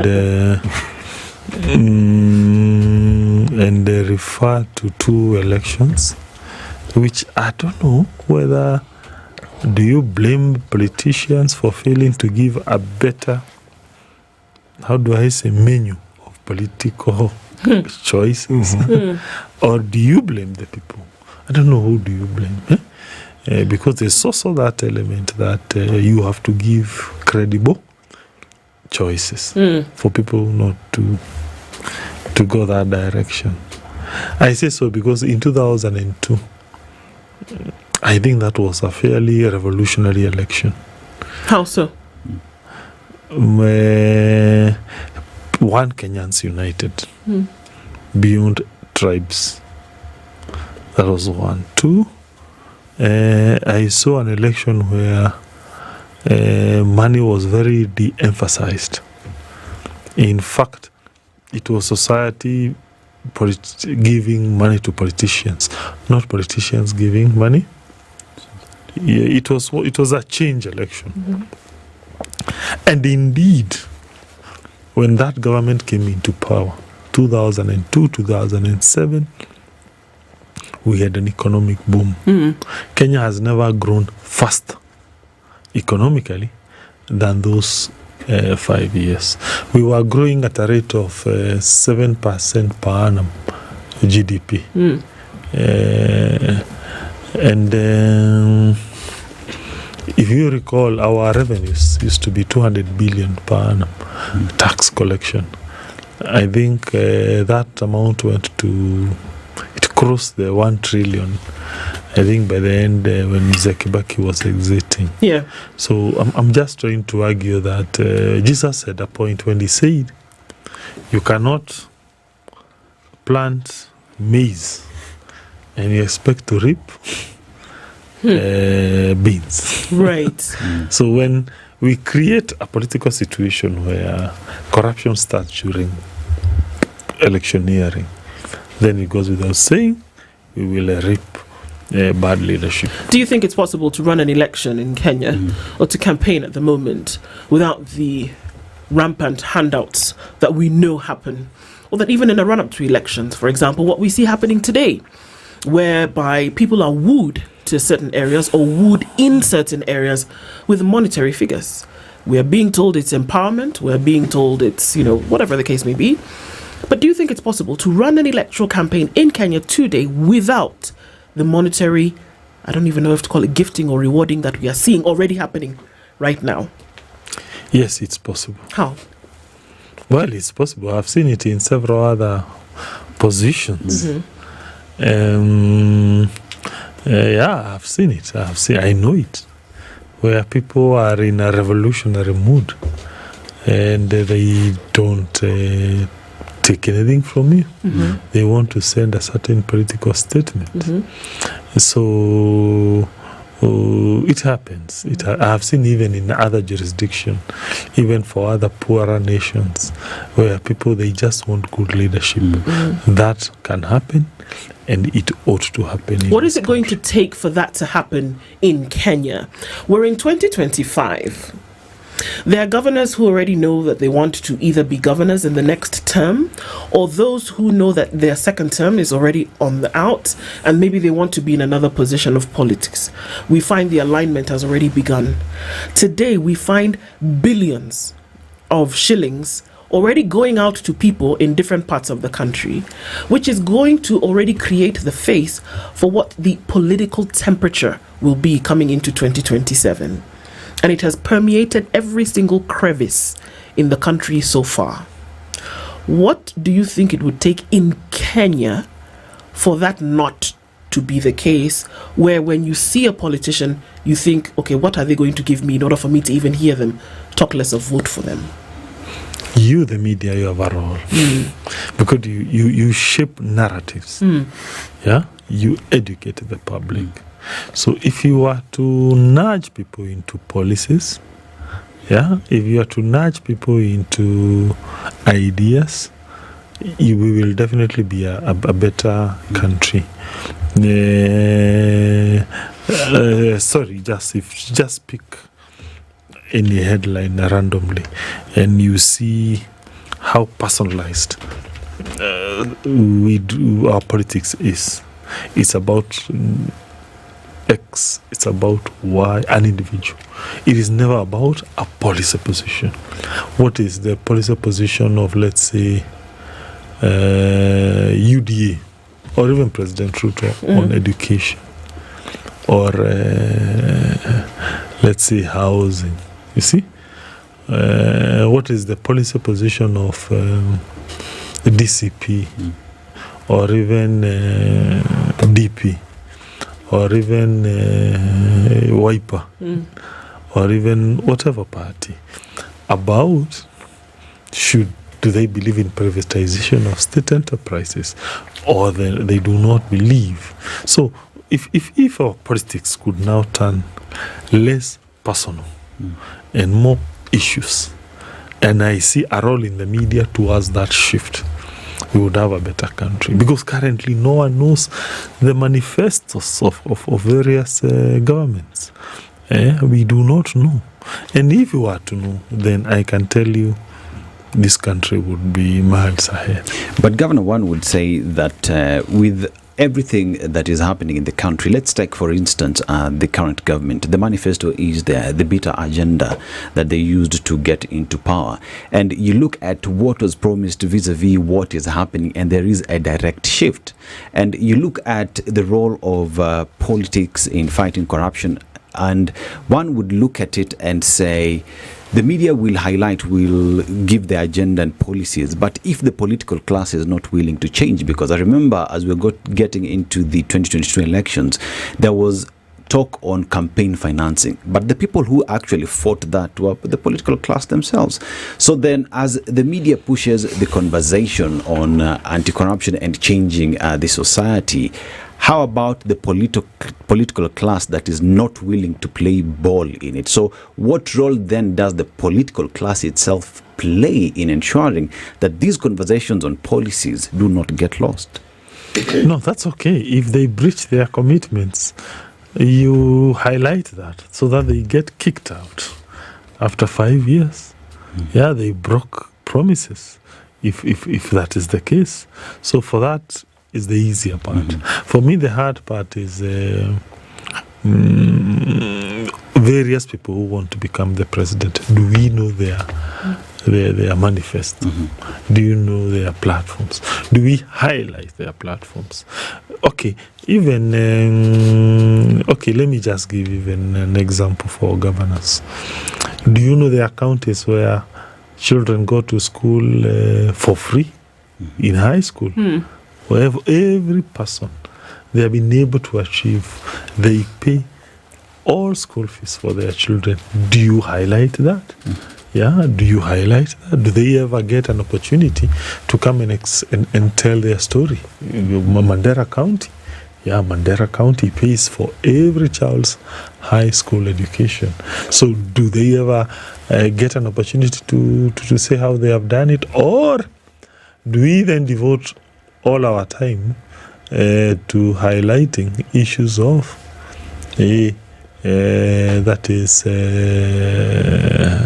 empowerment program of the UDA government, the controversies of let's see, the drama in the opposition? Is it Matiang'i? Is it Kalonzo? You see, so you have a situation where leaders who propagate policies like that example I've given of Mandera, free secondary school education, they don't get the opportunity to tell their story. And even if and that is deemed as if it is not a story worth telling.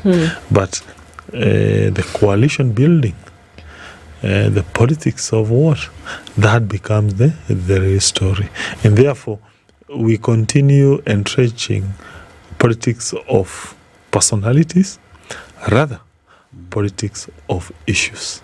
And that then means even if you get politician X out of power, you bring politician Y, Kenya will not move an inch forward, which is wrong. Okay. What do you see as the outlook as we're looking into the next couple of years? And again, we've just come off of a place where devolution as a system of managing a nation has stepped into its 14th year. And under a new constitution with its promulgation taking place in 2010, where does constitutionalism come in here, and where are we going into the future? Do you feel that the constitution has been upheld when it comes to how the country has been managed? Yes and no. Okay, let's start with the yes. course, we do have strong courts. They have rendered landmark judgments, like the decision to overturn the election win of President Uhuru in 2017. That was a major constitutional moment. The decision to stop BBI and several other judgments. They have made judiciary to get a reputation of being robust. Of course, not every judgment personally I've agreed with them. I know they have also stalled development in several instances.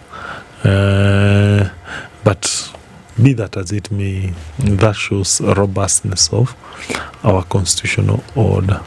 Devolution, notwithstanding the problems that we continue having, it is working. I know of counties that have done a great job, and we need to congratulate those counties. Of course, despite the various problems. Some counties have renovated ECDs, they have built more dispensaries, more hospitals, they have paved roads. So we have misses here and there and hits. As to the negative is we still continue to practice our politics based on ethnicity. We don't have a national agenda. And when you look at the constitution, it envisaged a one united Kenya. And therefore, for me, that's the greatest miss of this constitution. Governor, if you look at the current dispensation, and I would segue into what is happening in the country today in terms of the empowerment projects that are happening. It is said that fine, we are having this empowerment that is taking place, where the money is coming from is not known, and that is said to be corruption being pushed. And you look at what is happening, and one asks the question, as a country, I want you to just speak not as the governor, as a country and a government, is fighting corruption our priority as we speak? I can only say it ought to. It ought to be a priority. Is it though? Is it though? It ought to, as to though maybe that definitely not. You see a lot of problems in the country. I think governor is avoiding politics. No, I definitely I don't want from politics. your answers. Let's. But my last question. This is generally around politics. We can't fail not to have a political conversation as much as we're having an economic one, because the politics then will affect the economics, and the economics will obviously affect the politics. Let's look at an issue here, and we've been hearing about this issue for the longest time, and we are inching closer to by-elections, and by extension, the general election, and it almost feels like we are seeing a creation of different alliances ahead of the by-elections, which is almost like a show of force of what then will happen in the general election. And I'm looking at numbers, IBC numbers here from Central Kenya, because you're from Central. And I'm looking at 2022 figures. Kiambu was leading with 1.27 million registered voters. Then Meru follows with 772. You'll correct me if I'm wrong. The third one is Murang'a. Your county has the third largest voting bloc from Central Kenya, which is around 620,000 thereabouts. Around 620,000. Where are you seeing the next shift? Because we have been told that, the voting bloc from that region is very crucial for any one of these groups that wants to then win the general election. Let's talk politics. From your perspective, you're from Murang'a, where are you seeing, what do you see happening, or what are you hearing from the ground happening? Is there a sense that there is a a common ground, or is there a conversation around splits? Because we keep hearing the Kiambu may end up splitting from the rest, and the politicians are saying, I think it's time we split from the others, and the others are saying, you can't come with that conversation right now. Where are we? Just your perspectives. Okay, it's good for a person to admit deficiencies. I'm the most unqualified person to answer that question because I have not put my mind on politics for the last 3 years. I think the mistake was mine. When I was seeking the position of a governor, I forgot to ask for a mandate to practice politics. The mandate I sought from Muranga people was on certain specific economic issues of healthcare. What do we do about access to hospitals? That's why we came up with that card. We gave them to the poor households. What do we do about education? ECD. That's why we gave little children free meal, and we renovated their ECD classes. What do we do about agriculture? That's why we gave them free certified maize and fertilizer to boost food security. But when I was a senator, most likely I would have been very qualified to answer that, or a member of parliament. But I'm so sorry. I didn't seek that electoral mandate of practicing politics, so I rarely discuss politics. And I can only say that once in a blue moon I will hear some rumors there, and I suspect that the region will remain united. Definitely, that one I know. It will also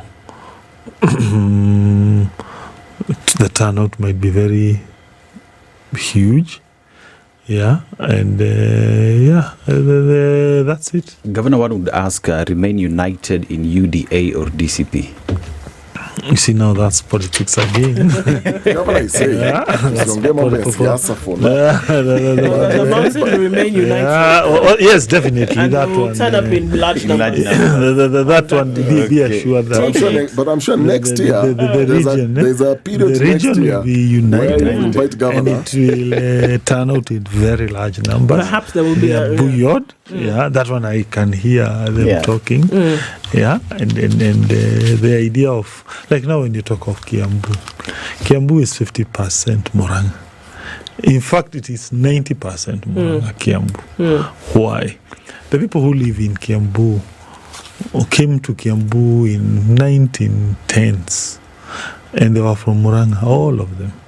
The people you see in Gatundu, you see Limuru, they are originally from Muranga. If you ask them, they can trace their Muranga ancestry. Very closely. And but even the current generation of Kiambuans, if you go to a place like Vika or Ruiru or Juja, 70% is Muranga people. So when you talk of a person like Alice, MP Vika, she's from Kandara. Who else? So basically, you can't really talk of Kiambu without talking about Muranga. You can't talk of Kiambu without talking of Muranga. So the idea I'm trying to bring is that we are conjoined. We are tied to the hip. And and that is how we know that the governor from Muranga County, Rungo Kangata, talks politics even when he doesn't. Thank you so much for being here this morning, Governor. We appreciate the conversation. Looking forward to talking with you again in the future. Like Okari said, maybe next year, around this time, conversation might shift. Good morning. It's 9:01.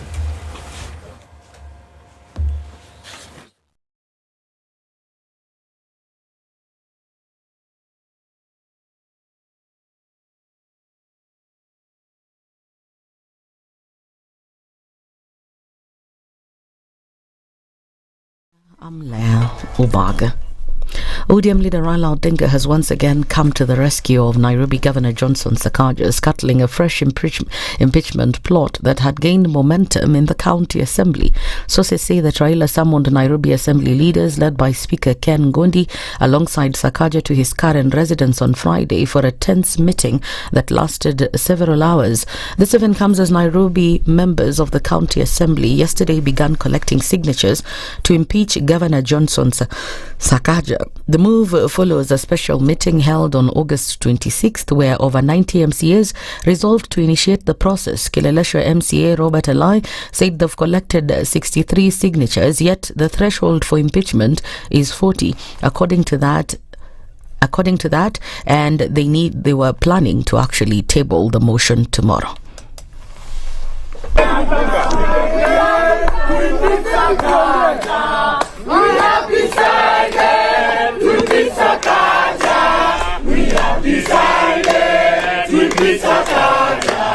No turning back, no turning back. We have decided to be Sakaja. And MPs aligned with Kenya Moja movement led by Nairobi Senator Edwin Sifuna, Gathoni wa Muchomba, Caleb Amisi, Babu Owino, Barongo Obadiah and Uondo Mudenyo have condemned allegations of corruption in SHA and called on Health Cabinet Secretary Aidan Duale to resign over the corruption scandal. Speaking in Funyula constituency, the MPs urged their colleagues in Parliament to support them when Parliament resumes from a short recess when they bring up the motion to remove Duale from office. SHA haifanyi kazi kwa sababu Duale na marafiki zake wanaiba kila kitu. Wanaiba kwa uangalizi wako Bwana Ruto. Tukirudi bungeni, mswada wa kwanza wa kumwondoa waziri wa kwanza utakuwa wa Duale. Duale aende nyumbani. Wewe ulisema wabunge kazi yetu ni kupokea hongo.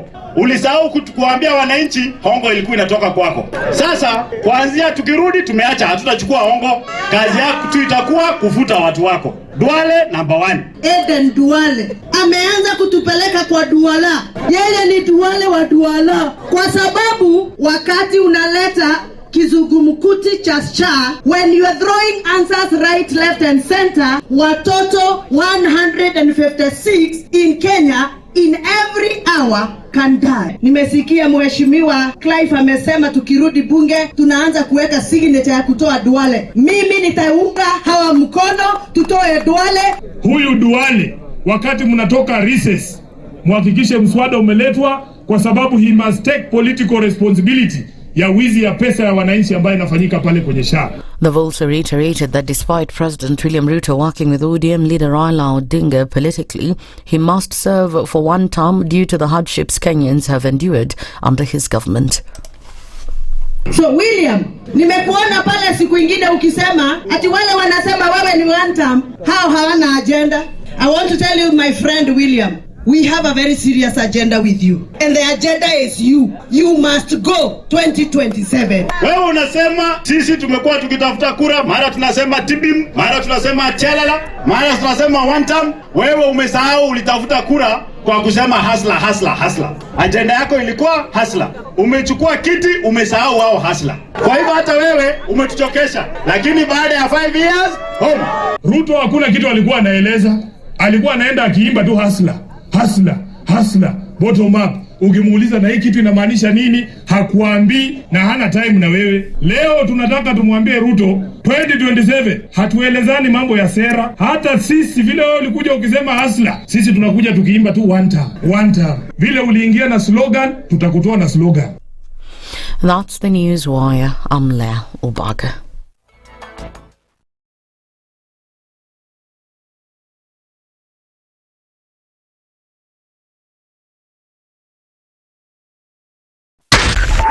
.4 Spice FM, Nairobi.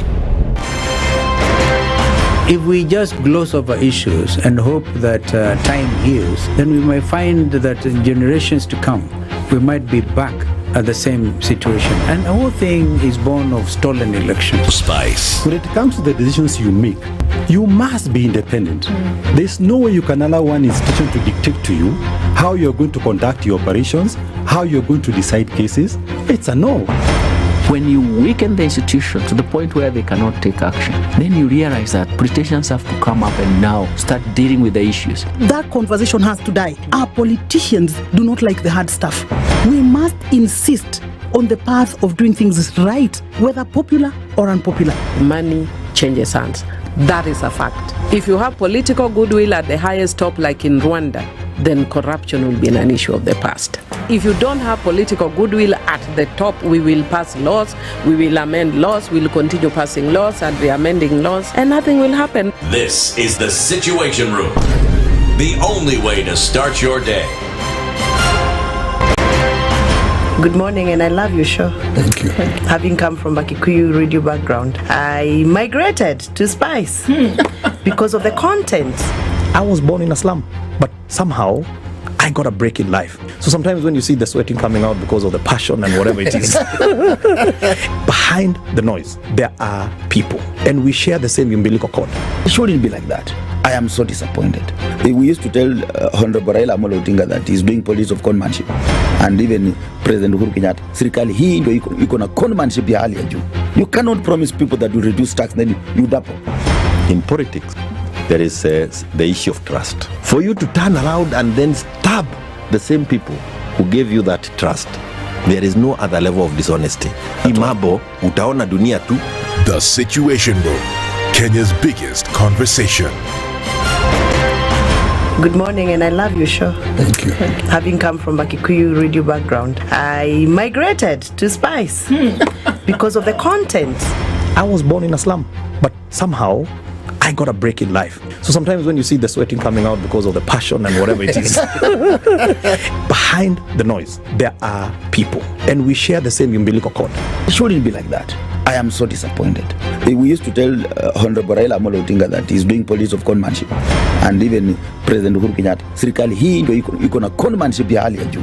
You cannot promise people that you reduce tax, then you double. In politics, there is the issue of trust. For you to turn around and then stab the same people who gave you that trust, there is no other level of dishonesty. Imabo, utaona dunia tu. The Situation Room, Kenya's biggest conversation. Mature, intelligent talk every morning. Spice up yourself.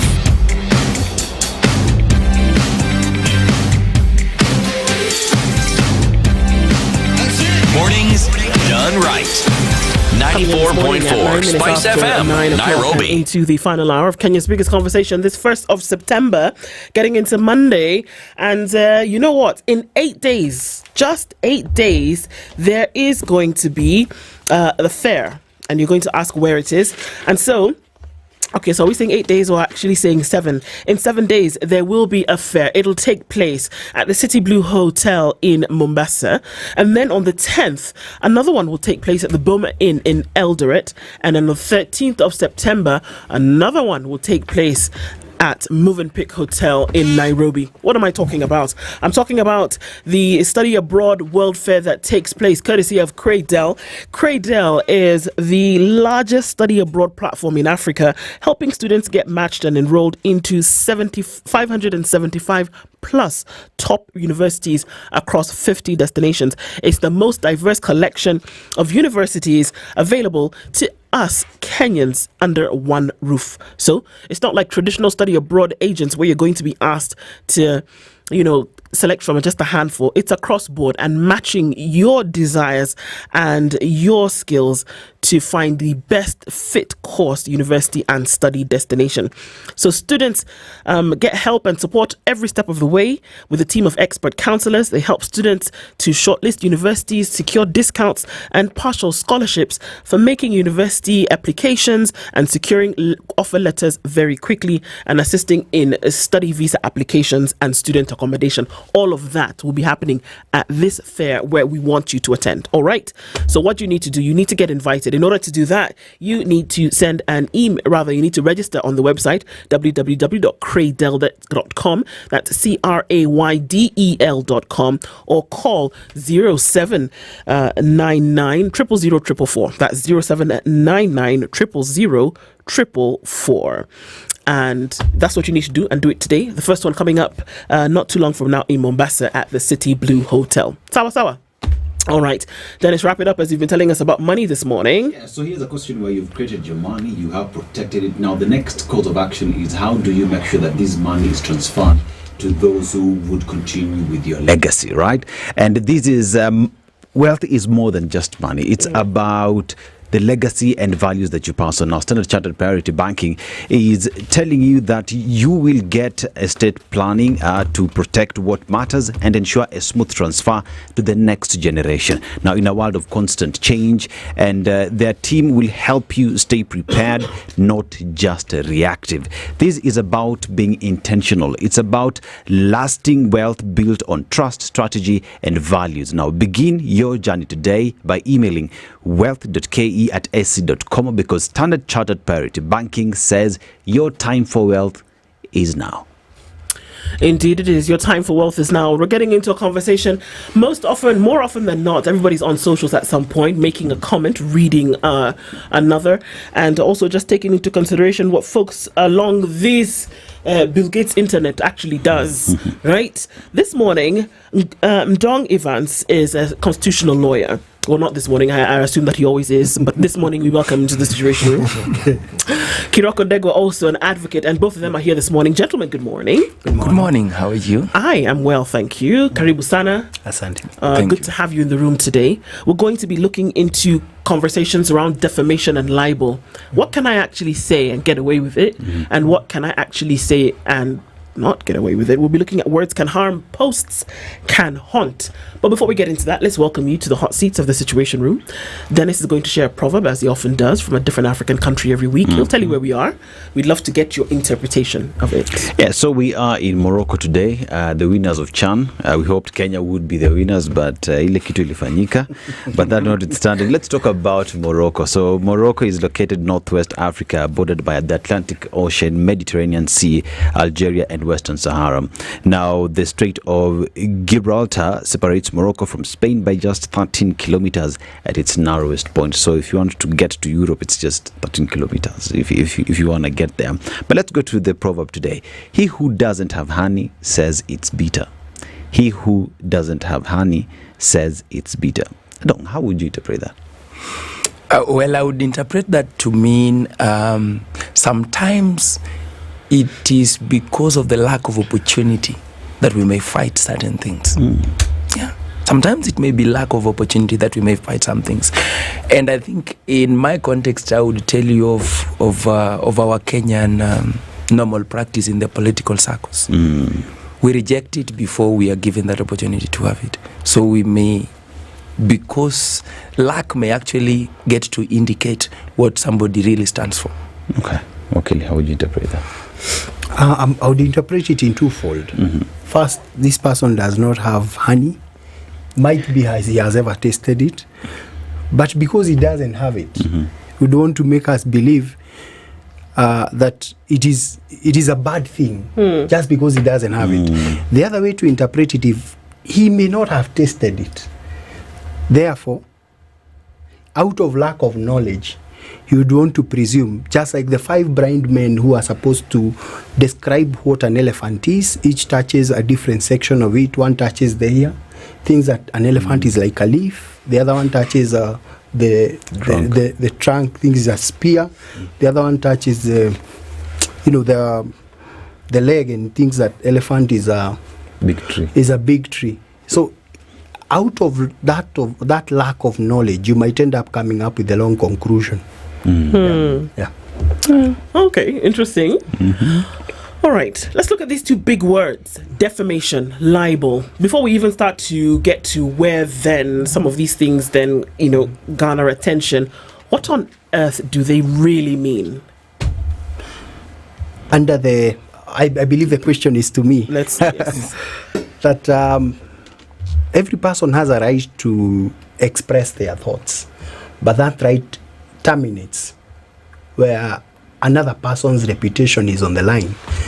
So, under the Defamation Act, if you state something that is untrue, that and it's the same is publicized, and it ends up destroying someone else's reputation, that's defamation.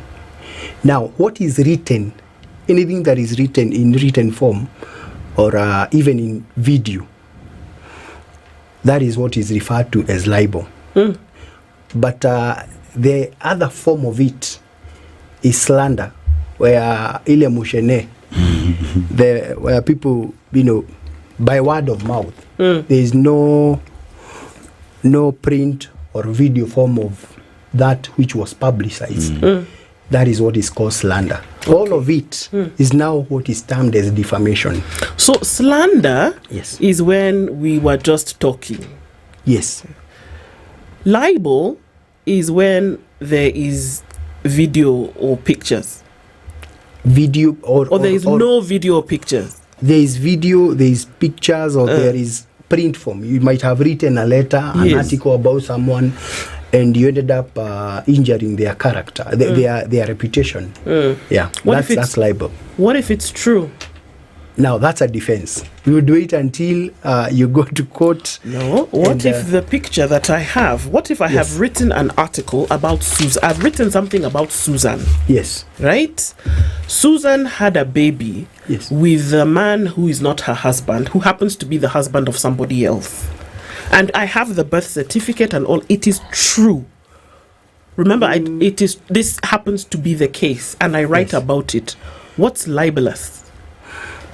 Now, one of the defenses available for a person who is, sued in a defamation case is the justification for truth. You can say, well, what I said, I stand by it, and I even have, say, if it's something you are alleging that someone got a child through an extramarital affair, that birth certificate would be a good defense.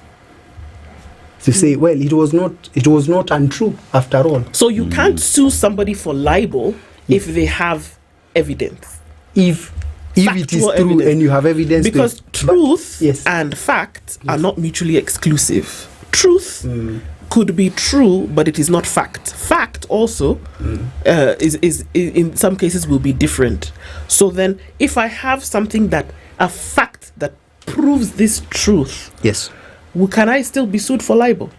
Maybe you'll be sued for something different. Or you can just leave me alone. You don't have to sue me because I have said the truth. If you say that, Dons and I will go without food. Oh, so we must look for something. That's on a light tone. We must look for something to sue somebody for. Okay. But there is also protection of your privacy under the Access to Information Act. So assuming, and the Constitution is very particular that you have a right not to have your personal details about your personal affair, your personal life, to be unnecessarily revealed.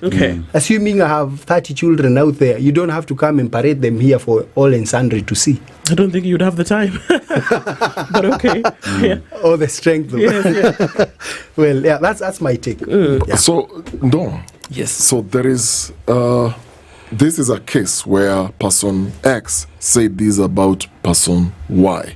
Yes. So person Y then goes to court and sues for defamation. Yes. What are the thresholds for this suit? When you're suing this person, one of them, as Wakili Ndegwa said, is a reputation. Somebody's reputation, you've messed it up. Yes. How do you prove that a reputation has... Now, it's very interesting how defamation cases nowadays take shape. First, there is an assumption that people make. I hope you've seen on social media that people think anything that is untrue is defamatory in nature. First, I must disabuse that. Defamation has about 4 facets for you to then reach a conclusion that certain sentiments were defamatory. The fact that they were false is just a facet of those 4. So, my brother has already told you, number 1, it has to be false. So, whatever is true can never be defamatory. Secondly, it must be capable of tarnishing the reputation of another person. So, that is the second aspect. And then the third aspect, it must have been given negligently or maliciously without cause. You just decided you want to destroy somebody's life. Okay. And on the fourth aspect, it must have been communicated to a third party. There is no defamation unless there is transmission of information. Now, you asked a very fundamental question. How, for instance, does somebody show that their reputation have been tarnished? Now, the Kenyan litigation of defamation has really transmuted. I would give you an example of one of the cases somewhere where a pastor was defamed online. He was able to get witnesses of people who outrightly wrote to him bad messages, out of that information that was flowing out. Why? Because they did not honor his reputation as they had interacted before. He was able to get statements, text messages from people who bashed him out of that, and he was even terminated by the conference where he was serving. The pastoral council decided to terminate him, take him on suspension pending the investigation. So it was building all this to show the court that in the process of what was going on, my reputation was tarnished in the process. Oh, I get it. So the argument here is not whether the initial message is factual or not. The argument here is that as a result of the transmission of this information, there is some kind of harm that would have then been caused to the individual in question. So we're not even worrying about Susan and her promiscuity here. We are talking about the results of transmitting this information. Exactly. Is it true? That is the whole purpose of defamation. And that is why truth is a defense. Now, I would come back to something. You gave an example. If somebody said maybe you had a child with somebody else and you have all the proof, certificates and all this, if you can prove to the satisfaction of the court that this person had a child, that truth is a defense to what you said. So already one limb of how you prove defamation is down. So then the message will not be defamatory in nature. But does it stop that this individual has been harmed as a result of that?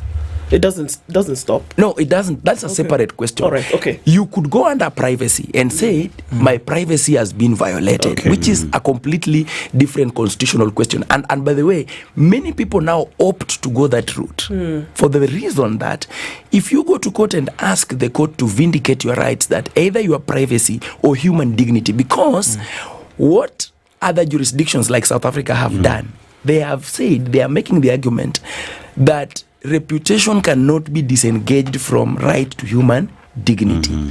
So if you go to the Constitutional and Human Rights Division at Milimani today and file a petition that your human dignity has been violated, you will not be required to prove these four thresholds because defamation is civil in nature. But if you can take that defamation and trace its root in a constitutional provision, you will not even be required to show anything. But Akil, here's a situation where, let me paint a picture where there is an incident that happened recently where there's this billionaire who was in a club, in a concert somewhere with another woman, and as you walk in, there is a poster. You're told once you get in here, there is video and photography, and you seize your rights to privacy and all that. But you get in, a video goes up, and what happens at home is divorce proceedings start because you're seen with another woman and everything else. How then would you ever claim that your reputation has been injured if at all from the word go you had waved away your rights to privacy? First, let me respond to that. You have seen many instances where you get to a place and they say, photography is permitted, your videos will be taken. Unfortunately, the Office of the Data Protection Commissioner and the High Court has told us it is not sufficient to just put a notice somewhere and tell people, in here, there will be photography. Why? Because the courts have had a different thought process. That if you are making a notice that is to bind me, first somebody has to explain to me the repercussions of that notice. Just saying here there is photography, your videos may be taken is not sufficient. What is more is the resultant effect. If you take my video and post it on an online website, already there is a data protection question there. And this has happened to many schools in Nairobi, where private schools says they give kids some form and they sign, say, during your attendance you stay in school, your photography pictures may be taken. But they don't tell you for what purpose. So then they use them on the website, they use them on graduation posters. Courts have told us, no, it is not enough that you go to a club, you go to a parking area and you're just being told, don't park here at your own, park at your own risk. What is the repercussion of that? It doesn't waive the responsibility the institution has to protect your privacy. That is the first question. So if I sue for defamation under such circumstances, will I succeed? My advice is that defamation would not be the best route because there is a data privacy question that, is fast on board. But second reason why defamation would not likely succeed is because the video evidence is there. You are there with the woman, surely. So there's nothing false. You've not heard people say it wasn't me. Anyway. Yeah. How do you prove, and I'm still looking, how do you prove, Wakili Ndegwa, that your reputation then was ruined? How can you prove something like that as a result of this thing? Because here we are still saying, like you said, Wakili Evans, that it's clear you were there. We saw the video, right? Yes. But how do I then prove that my reputation was soiled? Because it's not in contest whether I was there or not. Yes. What is in contest here, according to defamation rules, is that I suffered because of what you did. How can I prove that suffering actually took place? It took place. What does somebody's destroyed reputation look like? Yeah, and I'm saying, in answering that question, I have to take caution because ruining of a reputation is in abstract form. You cannot touch it. You may not be able to weigh it or value it. But courts have had a different. They have had a way to compensate, to value how much quantum ought to be paid for different people. Assuming you are a public figure, that which goes out there, you might not even have comments. Assuming this was something that was done on the print media, say in a newspaper, you might not have that feedback coming to you. But of course, someone may allege, in the course of my interaction, I had to confront these 1, 2, 3, 4 questions. It is generally an issue of the man at the omnibus. Would a right-thinking person take it that whatever was publicized about you would have injured your reputation? And that may vary. Say, assuming a pastor is seen, someone, a priest, is seen, engaging in the earthly pleasures. Whereas it might not sound as a bad thing. Assuming you find me taking alcohol somewhere, it might not be so injurious to me. I have not offended anyone. It doesn't go against the ethics of my profession. But for a pastor, assuming I publicize that I saw, Pastor Okari, assuming he's on today. Yeah, but that's very apt. Bless him. That's very apt. Yeah. I saw this coming. I saw him, imbibing some holy waters of Cana of Galilee. It might have an injurious effect on him, but for me as a lawyer, the best I can do is probably claim against another concept of defamation called malicious falsehood. Assuming it was not true, it may not be defamatory if the man at the omnibus, a common person out there, does not consider it as injurious. Assuming I get, or it is rumored that I have taken in a second wife. Whereas in the African setting, that's considered as a show of wealth or a show of manhood. If my religion, and I'm a religious leader somewhere, then that is considered as injurious. But to the commoners out there, it might not be as injurious. There is different aspects to the quantifying what quantum ought to be applied to a particular case. It is not a one size fits all, and it applies on case per case basis. Like the case I've just mentioned of Pastor Okari. And a common practitioner of the law like myself. If both of us were to imbibe in the holy waters of Cana of Galilee, we would have different effects, such that now, depending on what ordinarily is called the man of the omnibus, what would they think of me? So you don't need to come with hard evidence of feedback from consumers of that information that was dispensed. All you just need to do is apply that rule of what would be a common man, a right-thinking person, other than our current politicians. What would they think of us? Can I sorry to interject. Let's assume we are 1, 2, 3, 4, we're 5 of us here. Yes. And I start a story with Aseto. Aseto, there is this guy in a 3-piece suit in SpiceFM. Me, the number of women I know. Yes, I've not mentioned her name. I've not gone into a lot of details. I've just said somebody in a 3-piece suit. At SpiceFM. Yes. And looking at all of us, you are the only one with a 3-piece suit. Can you then assume and say and sue that actually I was talking about you? Absolutely. But I never mentioned your name. You don't really have to mention my name. There's even actually a different concept of it called defamation by juxtaposition.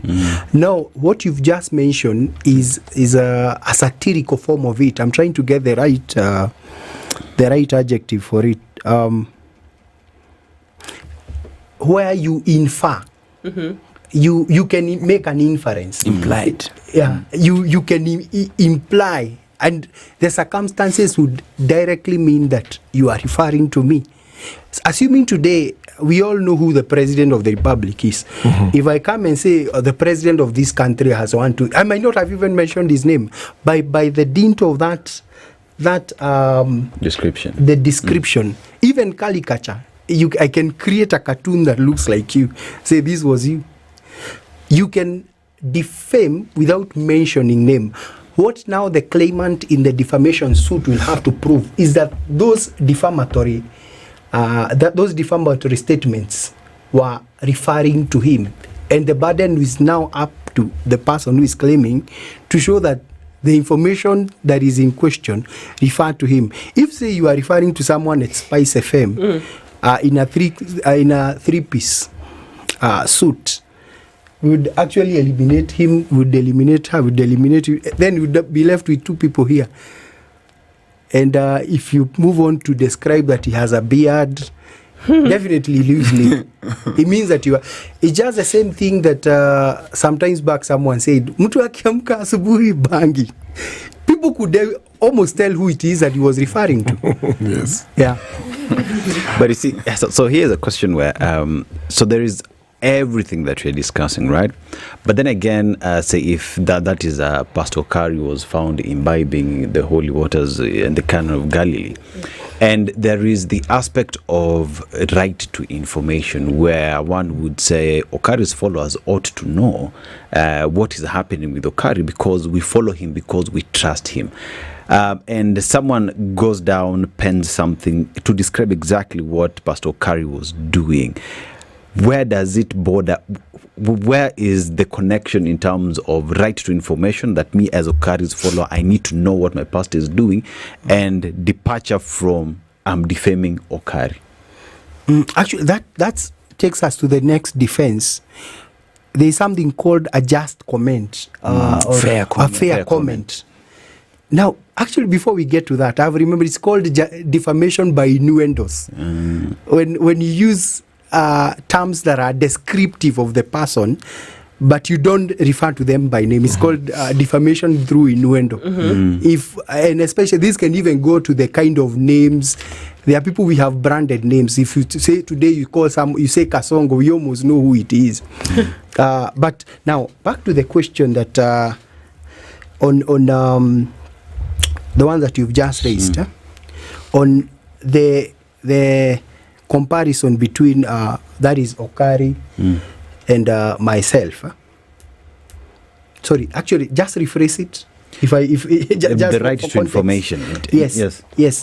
When you are referring to someone who is a public figure, and information is, when you make yourself a public figure, say you step up to the political circles, or you are a pastor, or you are a leader somewhere. That necessarily does not waive your right to privacy, especially some aspects of it. You remember, for instance, public servants are required to declare their wealth. If you come and if you ask me how much I am worth today, I'll tell you it's none of your business. But if you are asking me about my former governor who was your guest today, my current governor who was your guest this morning, that's information that he has waived. That's a right he has waived by stepping up into the public service. And therefore, as one of the defenses in a claim for defamation, you can say this was a fair comment, assuming it is something that revolves around the spending of a public servant, about the conduct, something that touches on their integrity.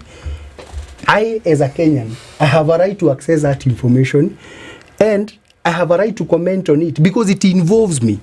But any other thing about a citizen, and this is the wording of Article 35, is that any person has a right to access information held by the state being any person serving within the four arms of the government, and including the devolved structures.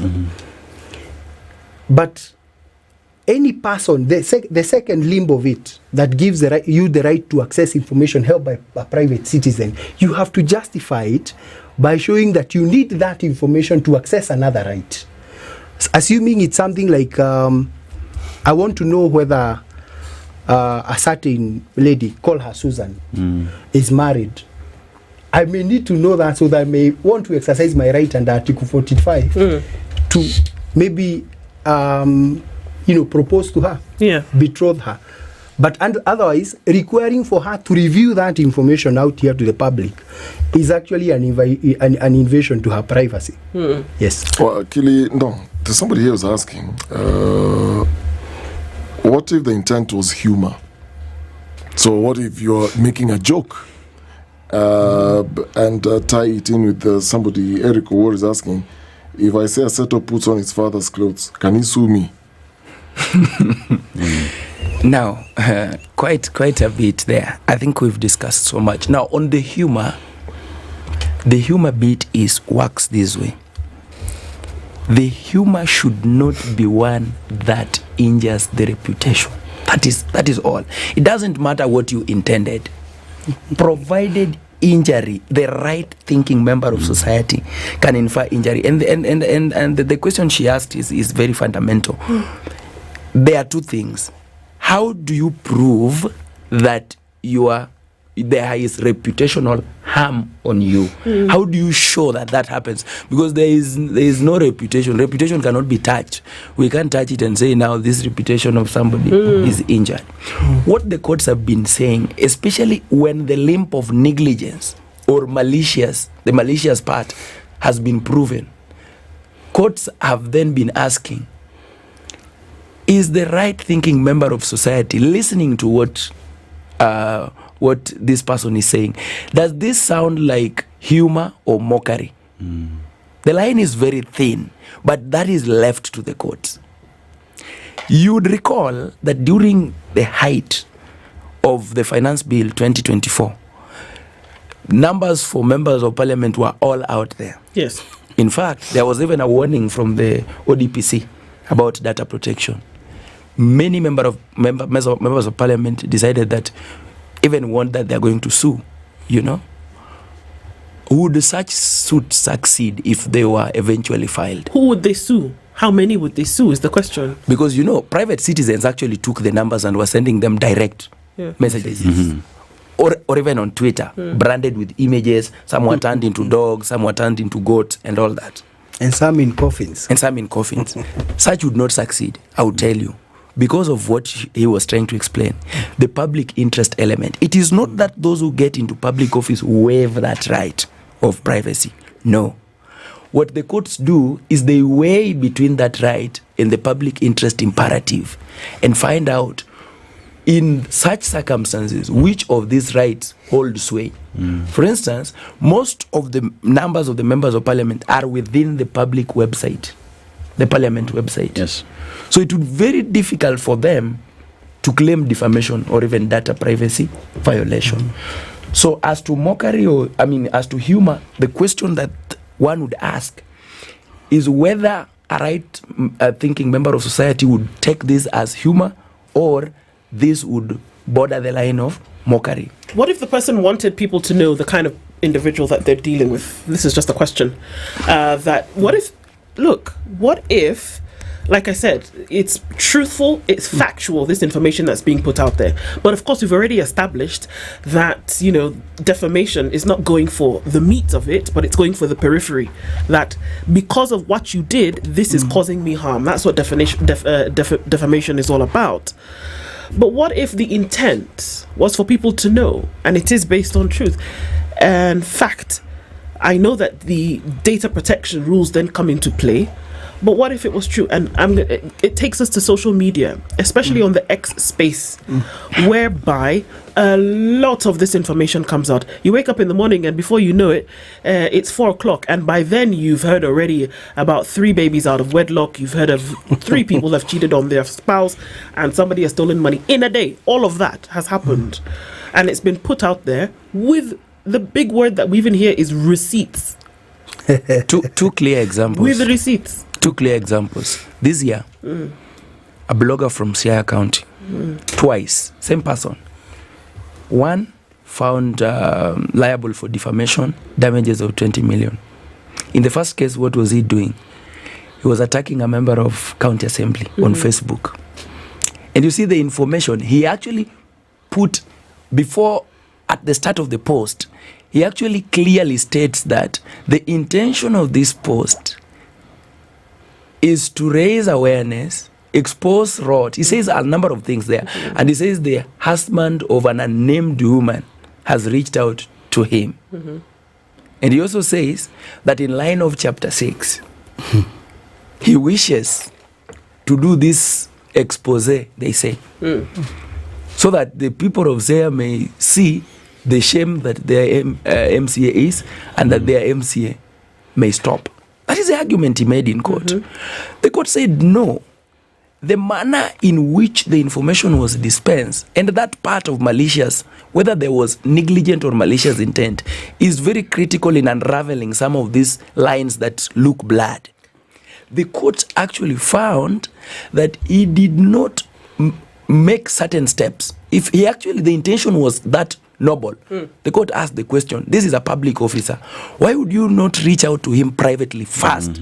He did not take certain steps that show he was not being malicious. How could you possibly share such information without it having a dint of maliciousness? How could you do that? How would you possibly talk about in any manner something like that without it bearing the end result of being malicious? How can I say, oh, by the way, this man has been walking around having an affair, but I wanted to sound as nice as possible? I mean, No. It's actually possible because the court was saying there's something called good faith. Good faith is often inferred from how you handle such matters. Like he has said, if you seek information from a private citizen, you must issue a justification for such information. What do you justify such information to, as opposed to state information? State information you seek because you are a citizen. Article 35 simply says every citizen. But private information you seek a justification. If you want to show the court you are not malicious, this is a member of parliament, the number is online, the Facebook page is online. What you would first do an inquiry.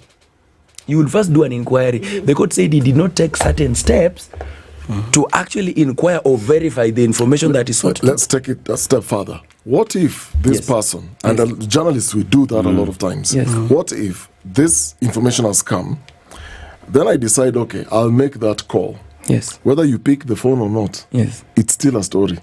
So I'll still write that efforts to reach person X or futile. Yes. You've defeated it. Sorry? You've eventually defeated the bad faith aspect. Mm-hmm. And I also wanted to comment on that in regard with another thing, fair comment. How does fair comment work? You would notice, and for journalists, you know this, that you would read stories. Most of these stories have been taken to court, or so-and-so reporter defamed me, and they don't eventually succeed. Largely is because the language is very careful. If you say that from the totality of evidence that I received as an investigative journalist, I think or I reached a conclusion that, you see, that becomes an opinion. Yes. It becomes fair comment. A fair comment. So if you made efforts, and you've seen that in a lot of documentaries, we made calls to so and so to respond before we published this story. They did not. So as you move to court, if somebody sues you, you would actually eventually show that you had good faith. You had good faith to give them an opportunity for a response if they so wished. What if I say allegedly?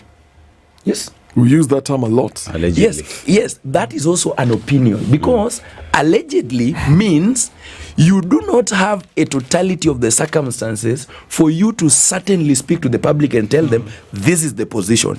But your opinion holds sway one way or the other. It doesn't bind you as a person.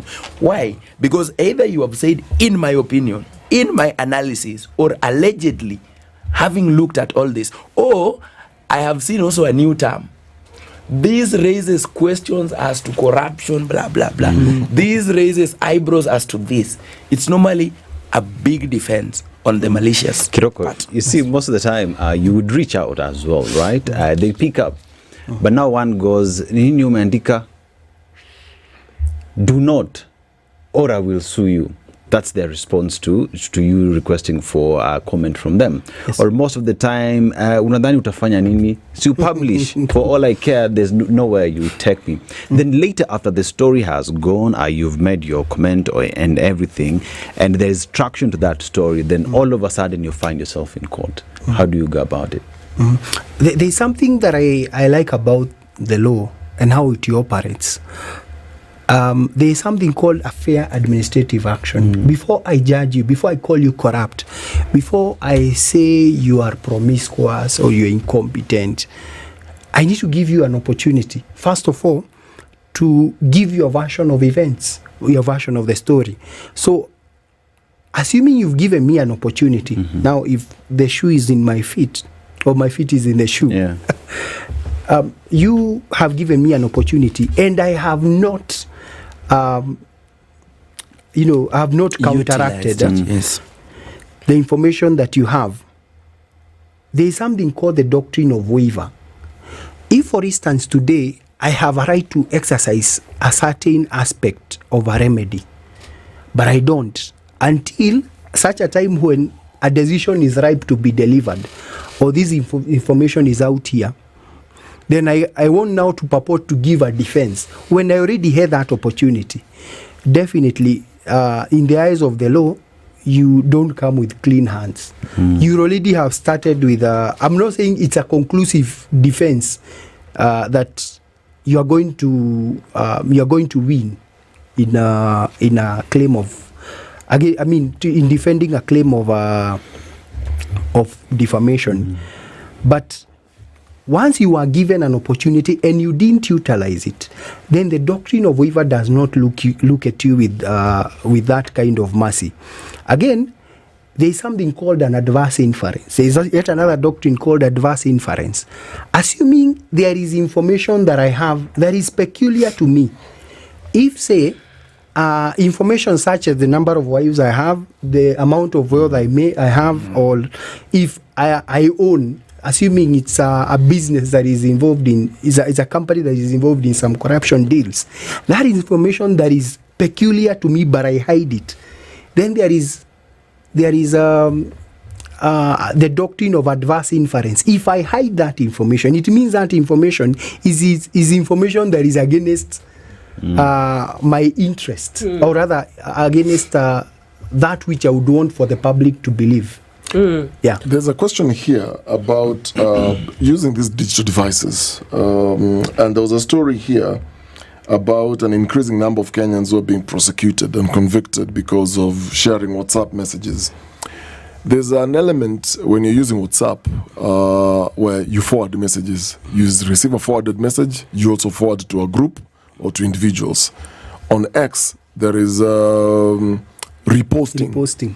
So I'll see something that somebody has shared, and I will feel, okay, let me repost, retweet, or whatever. Can I be sued for a repost or for forwarding a message where somebody then will come and say, Dennis, you forwarded this message, therefore I'm suing you, but I'm not the originator of the message? How does it work? Okay. Now, yes, you can, but under certain conditions. Republication, that would actually qualify to be republications of statements that are already defamatory. In nature. But you would not just be sued simply for reposting. You would only be absolved if you can prove to the court that you were not reasonably aware that the statements, or from a look at them, you could not reasonably discern that those statements were defamatory in nature.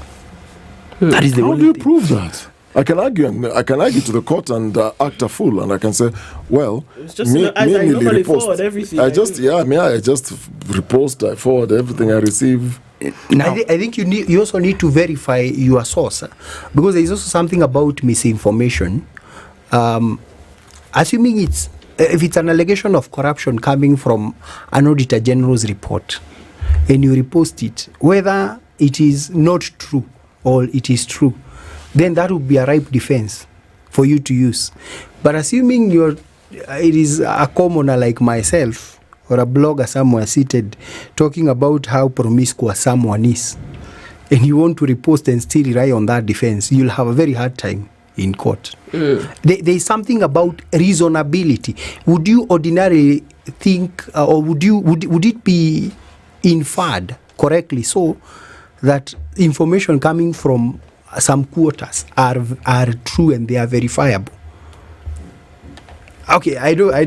Maybe it's a video. We do this all the time, especially on WhatsApp. It happens all the time where Ndu can send me a video of somebody. This person can be a prominent person. Maybe they were caught in some situation, and she shares it maybe in our WhatsApp group, and somebody maybe again I forward to another group. So if you come to find out that it is Dennis who forwarded this message to a certain group, can you sue me directly? But I'm not the originator of this message. I was just forwarding this video. That's what I want to know. Yes. For can me, be yes. sued. Yes, you can be sued. The only challenge is that Kenyan legal system has not tested this, but India has. India has tested everything we want to know about the freedom of speech because of the large number of population that is there. And most jurisdiction, the argument has always been, were you reasonably aware? And the test, as you've said, is a thin test. But what I've seen also is, for instance, there are statements that could open room for different interpretations. If somebody says, coming 2027, I will finish you. Okay? There is a possibility that one party may think is referring to killing that person, and another party may think is talking about elections. You see? So in such a case, it would not be open. If Aseto reads such a case, Aseto will not reasonably know if this is defamatory. He may think one way or the other. So there are those statements that leave that leeway. You cannot reasonably discern from the look of them that they are defamatory, even if eventually the court finds that they are defamatory. But then they are explicit defamatory statements. Wakili, let me throw something in the works. Fine. There's that question of, was I reasonably aware, knowing that this might dent me in one way or the other. Someone goes for a mental assessment and it is found they are not 100%. Can that hold in court? Well, that is now what we call mental and legal capacity.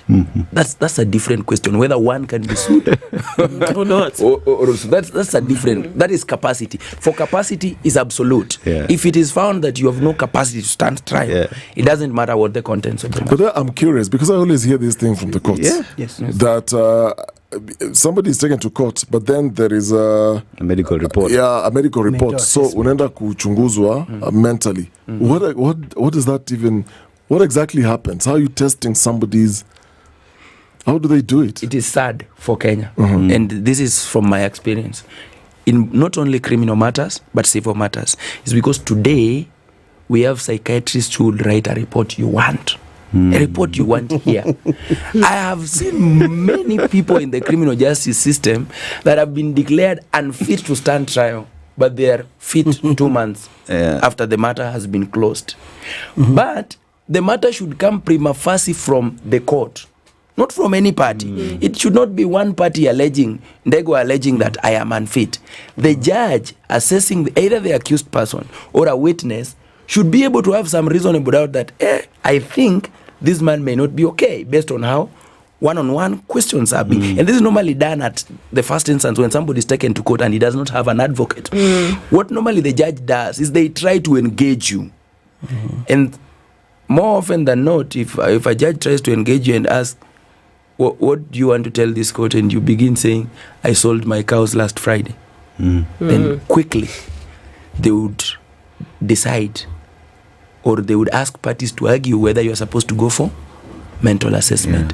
The sad bit of it, Dennis, is that it has been so compromised that even you today, if you want to be declared mentally unfit, you can procure such circumstances. And then the following day you are here and you're preaching. Very lastly, how do we prove intent? Because it's something that, how do we prove that my intent was to be humorous or my intent was to be to cause harm, or if my intent was to spread information, especially when we're looking at what happens on social media nowadays? How can you prove what my intent really was?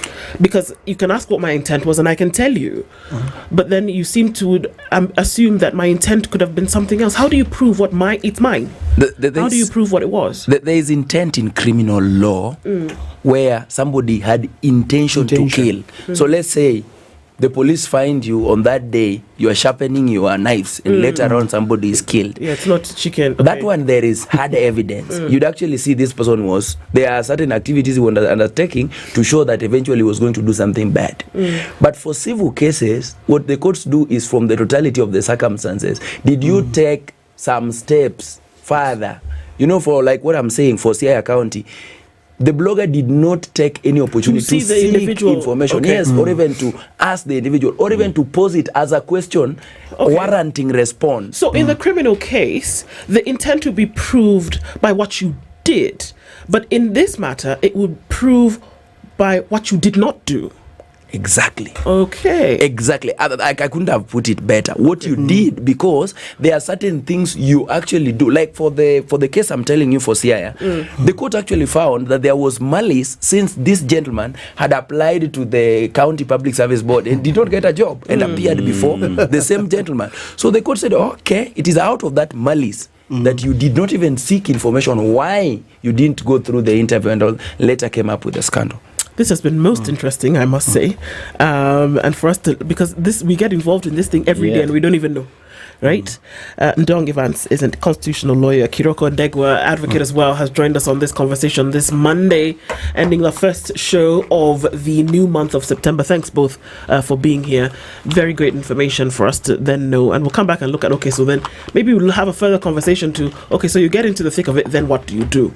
We'll do that another day. Asante sana, both of you, for being here, and good morning. Good morning. Good morning. Thank you. Have a great rest of the day, guys. We'll meet again tomorrow, God willing. Take care. It's 10 a.m.